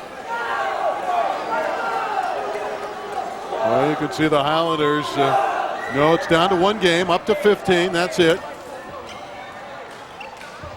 Got to win by 2, but this will be a much quicker game. Well, we've been here a long time in this gym, and we have thoroughly enjoyed it. We hope you have enjoyed it on LA 36 and KLCS, the education station, as well. Randy Rosenblum with Will Reinhardt, the exceptionally fine coach at Verdugo Hills, does both the girls and the boys teams for the Dons, and Debbie O'Meara on the sideline in this one as well. Well, it's good to be with you here, partner. We knew we were going to have a good one, and looks like this one is not going to disappoint. Now, the 5th game is to 15 points, so 2 games apiece at this moment. And if you get off to an early lead in Game 5, you are in command. I want to thank our crew this evening, doing a wonderful job here at Taft High School. It's a long evening, long match, and they have worked hard. Entire crew on LA 36 and KLCS. It's been a fun one to bring to you. Thought all along that this rivalry would be one that the fans would want to see. Okay, Randy, it's gut check time for Granada Hills. They had the 2-0 lead. They were just points away from a sweep, and they've now seen the Taft Toreadors creep back into it. You said it in Game 3, and let's hope that the Toreadors, or rather the Highlanders, have got an answer. Why, are you rooting for them? Well, you know, I'm not partial to either side. It just, I didn't think so. For their psyche, you got to feel like. Well, it looks like Taft is just having more fun. I think Taft came in feeling as though they were the underdog. And there's no pressure on them. So for Granada, I think this could be potentially devastating for them. At least a setback. I don't know if devastating is the right word. They're undefeated. Keep in mind, Granada Hills has not lost a match this season. They are a perfect 6-0, so that's at stake. Taft is 5-1, and again, it was a non-league loss to Sylmar, who they had never lost to before. They'd beaten them 20-some times in a row. Nobody knows the exact number, but 20-plus times. But this year, Taft lost to Sylmar. But I think they take that loss to Sylmar because they had the win over Chatsworth, and they'd love to have another win against Granada Hill. But let's talk about Sylmar for just a second here, with Sohail Mahil and also with Bob Thompson leading that group into prominence. They've been one of the top teams in the city for years, and they want to break up this little West Valley dynasty. They may have the team to do it. We'll see. They've taken Taft down, and we'll see what they can do in their tournament play. Looks like they want to play in the middle and block a couple shots, don't they? Get those arms raised. Here we go. We go to 15 for the win. Now one is down for Malal, 1-0 for the homestanding Toreador. Taft deciding to keep that emotion going as much as possible. We see the man of the moment here, Dute. That's bad news if you're Granada, because he's been on fire the last 2 games. Mogilevsky, there's a Dute. Who else? He has been the man of the match so far. It's very early in game 5 here, but this is a very ominous sign for Granada. The body language is all wrong. Taft, on the other hand, they're flying. Well, Granada's going to have to come back, and there's Mogilevsky. He's the one guy that's still pumped up and playing with great fire for the Highlanders. Yeah, and they've got a great rotation right now with Jason Yang and Mogilevsky both in the front row, matching up against a Dute. Let's see if they can capitalize. You're right on. And it was Mogilevsky that roofed them, and we're even. Oh, it's just so crucial for Nakmansur to hold serve here and for Granada Hills to try and score a few points while they've got this dream front row. Mogilevsky, Yang, and Kim. That was smart setting, too, to get it outside to Malal and let him work on the perimeter. Big side out for the Toreadors. They're able to get Mogilevsky through the front row with very little damage. Norze to serve.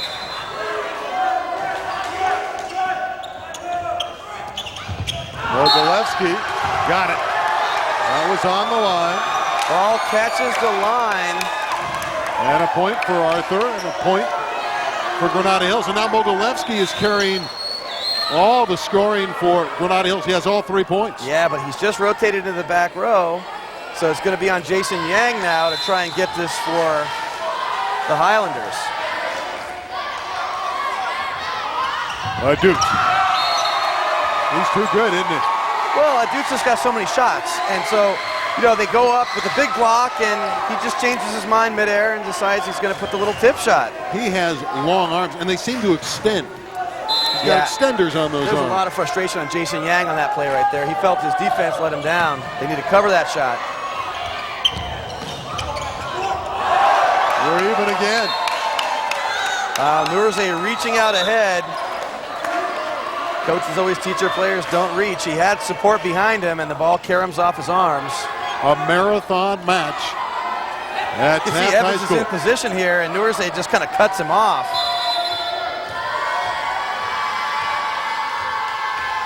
Garwal serving.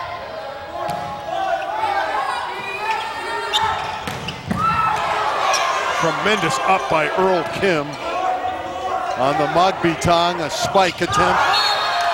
That one's hit long. Yeah, it looked like Duke got jammed there a little bit. The set kind of caught him a little bit short, and he ended up forcing it out of play. Highlanders showing their mettle, fighting back.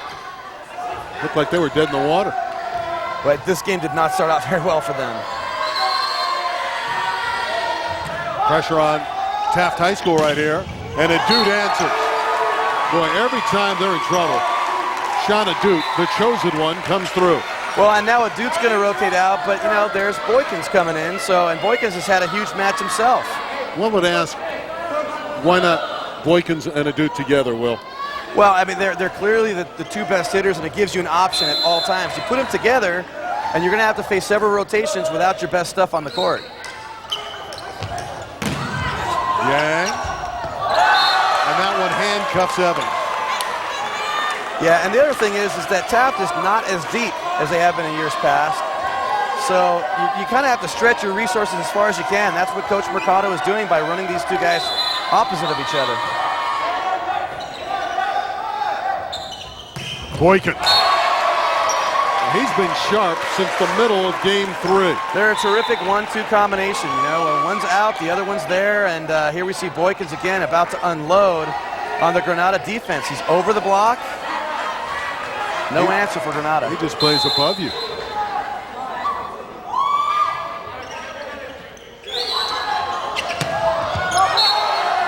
That one's in, I believe, although we have a, well, now it's ruled out. First ruled in, then out. And so Taft gets the overrule and the point. And that was the Granada Hills linesman who made the out call, so we can't worry about favoritism there. Boy, there was indecision, though, on that call. Well, the official thought it was in, but he accepted the linesman's call. 7-6 Taft. That one is blocked, but wide, and a kill for Kim. Mike Kim of Granada. We're even at 7. And again, every time one team gets the lead, the other squad retaliates. You got to win by 2, and it looks like this thing could go beyond the 15-15.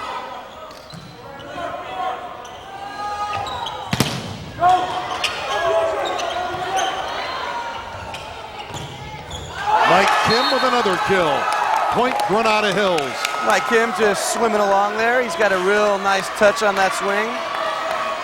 Nice freestyle attack for Absolutely. the swimmer. Look at that. Oh, he burns the back row. 8-7 Highlanders.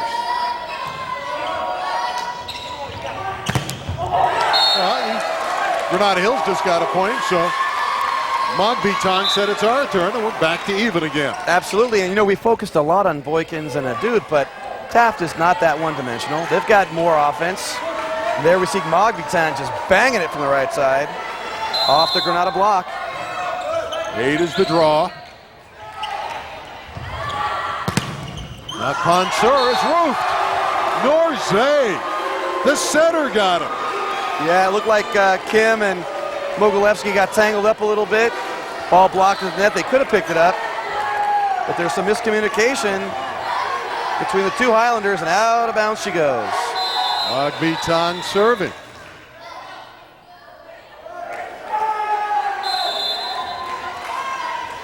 This marathon match is tight in game 5. Oh, that's a huge mistake by Jason Yang. He pushes the pass too high up on the net. Setter is just unable to come back with the ball, and we get a back row attack called. And a point for Taft. In a game like this, 10-8 is a huge lead. So immediately Coach Harp decides to call for a timeout, or else they're going to have a very, very sad bus ride home to Granada Hills. Here you see the pass just too high. Great attempt by the setter, but once it goes over, it's a back row attack. Easy call. How improbable is this rally by Taft? Taft is doing it on emotion. They started that emotion with that game 3 rally, and it's only improbable in the sense that it does seem like Granada has got the horses. But, you know, sport isn't always won like that. Look at George Mason in the NC2A. I mean, they've just made amazing things happen there. So it looks like Granada Hills, well, hopefully they're not the next UConn. Taft looking to extend their lead. Remember, we go to 15 in game 5. That one's bumped over but long. And a point for Granada, but the entire Highlander bench is holding its breath for a moment there. Ball is being willed out of bounds. Coach Harp was just blowing from the bench. Get out, get out. 9 serving 10. Boykins, 11-9. And Boykins, like a dude, has been on fire in the middle. Yeah, and he squeaks it through there. He saw Mogilevsky right on him. He moves to the right side. He squeaks it through Nakpansur under the block. And now a dude is back on the floor. The chosen one, trying to put it away along with his teammates as Burris serves. Free ball for Taft and a dude. And this time Mogilevsky beat him to the ball. The Kiev killer stepping up at a key moment. Down by a point, Granada Hills needed that. 10 serving 11.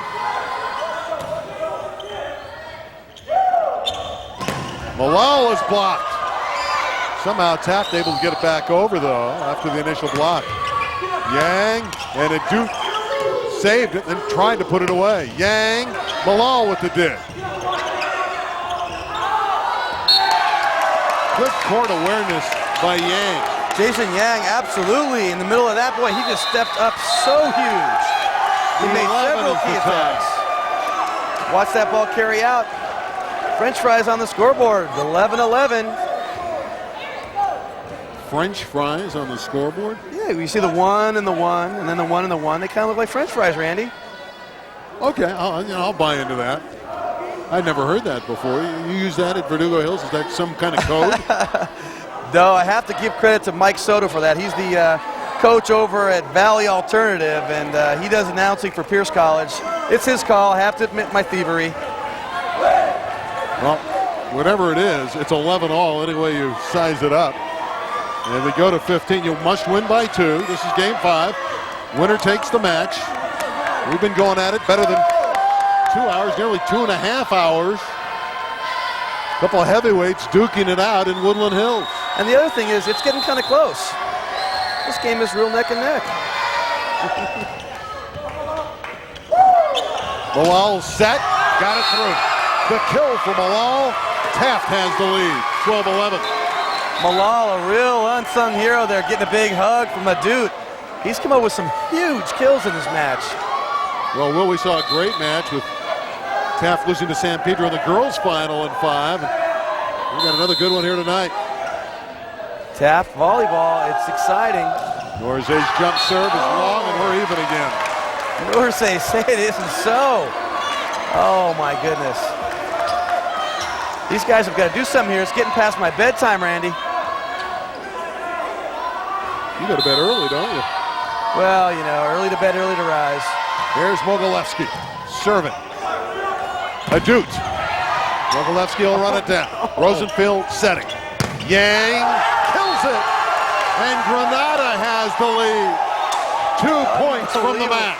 Coach Mercado's beside himself. It looked like there was a net on Granada. The umpire turned away, didn't see it. And Granada able to capitalize. Can they pull it out? Mogilevsky serving.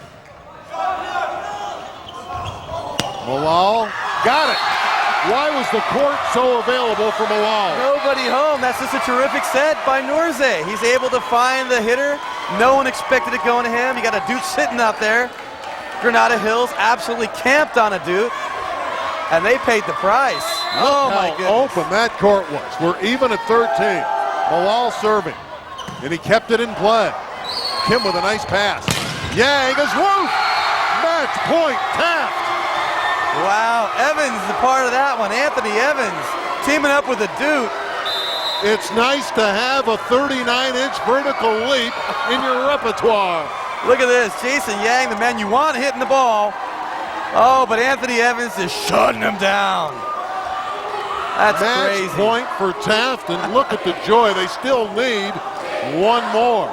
And the thing is, it may not be over yet. I mean, Granada Hills has shown an amazing ability to come back as well. You got to win by 2. Granada won the first 2 games 25-20 and 25-21. The last 2 have gone to Taft 25-23 and 25-20. I don't get much more even than that. Point for point, these boys are going to be remembering this match. An unforgettable match at the John Furlong Gymnasium. So here it is, game point.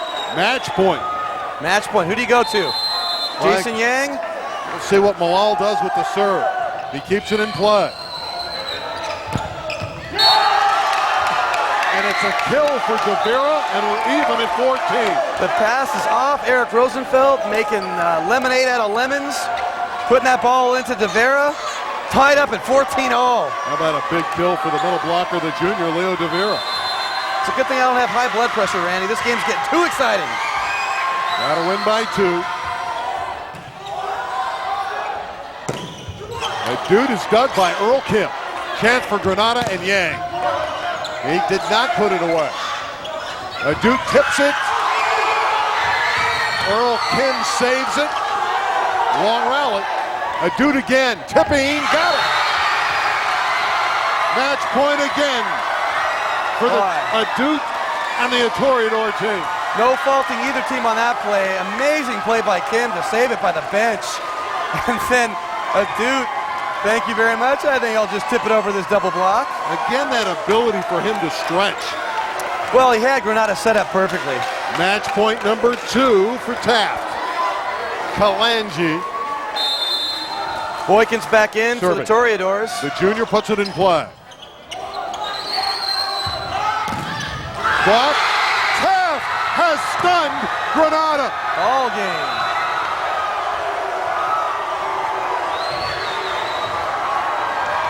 You don't think this is a rivalry?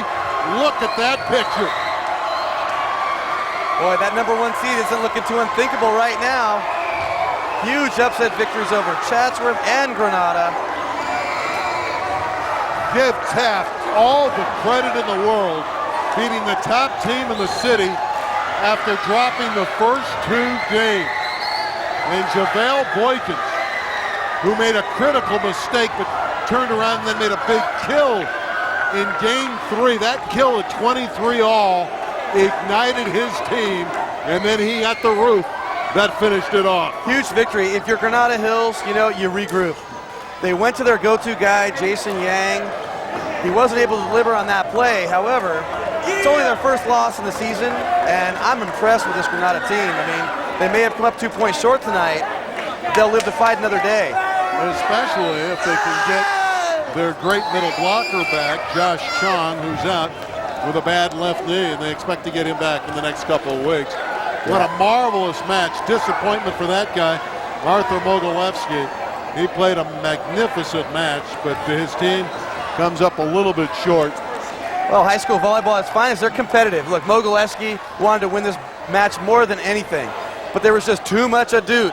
There was too much Boykins, too much Nurze, too much Taft. And let's go to Debbie O'Mara on the floor. I have with me none other than Sean Adut, the chosen one. Sean, how big a victory was this? Man, it was a big game. We had 1 game at a time. We're gonna see them in the finals. And man, 1 game at a time, baby. 1 game at a time. That's all we're saying this year. 1 game at a time. This one really was 1 game at a time. Down 2-0. You come back to win 3 in a row. What was that like? All about heart and energy, baby. Heart and energy. That's all we got right here. See house.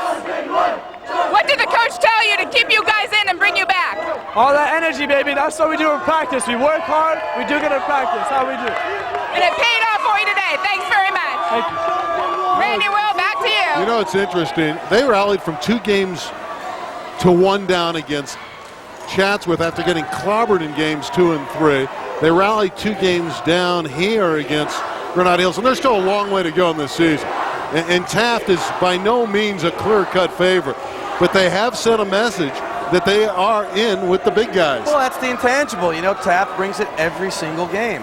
Adut said it, and here we see them going to Yang on game match point. And, you know, I mean, you got to love it, the excitement. Boykins is scrambling up. He's ready to cut down the net. And Brian Mogbitong was there on that block as well. Let's give him an assist. You know, Boykins gets the highlight of jumping up and down, but Mogbitong was in on that as well. Team effort, no doubt about it. And if you're watching this from Granada, you got to be proud of your guys as well. I mean, these are 2 outstanding teams. How does that rate as one of the better high school matches you've seen? Well, as regular season matches, I think they just replaced the most impressive match of the year for probably both teams. Well, that's been a long one and an enjoyable one. We got to wrap it up. I want to thank our entire crew. For Debbie O'Mara and Will Reinhart, I'm Randy Roosevelt. Taft wins in 5, 3 games to 2, 16-14 in Game 5. We'll see you next time on LA 36 in KLCS.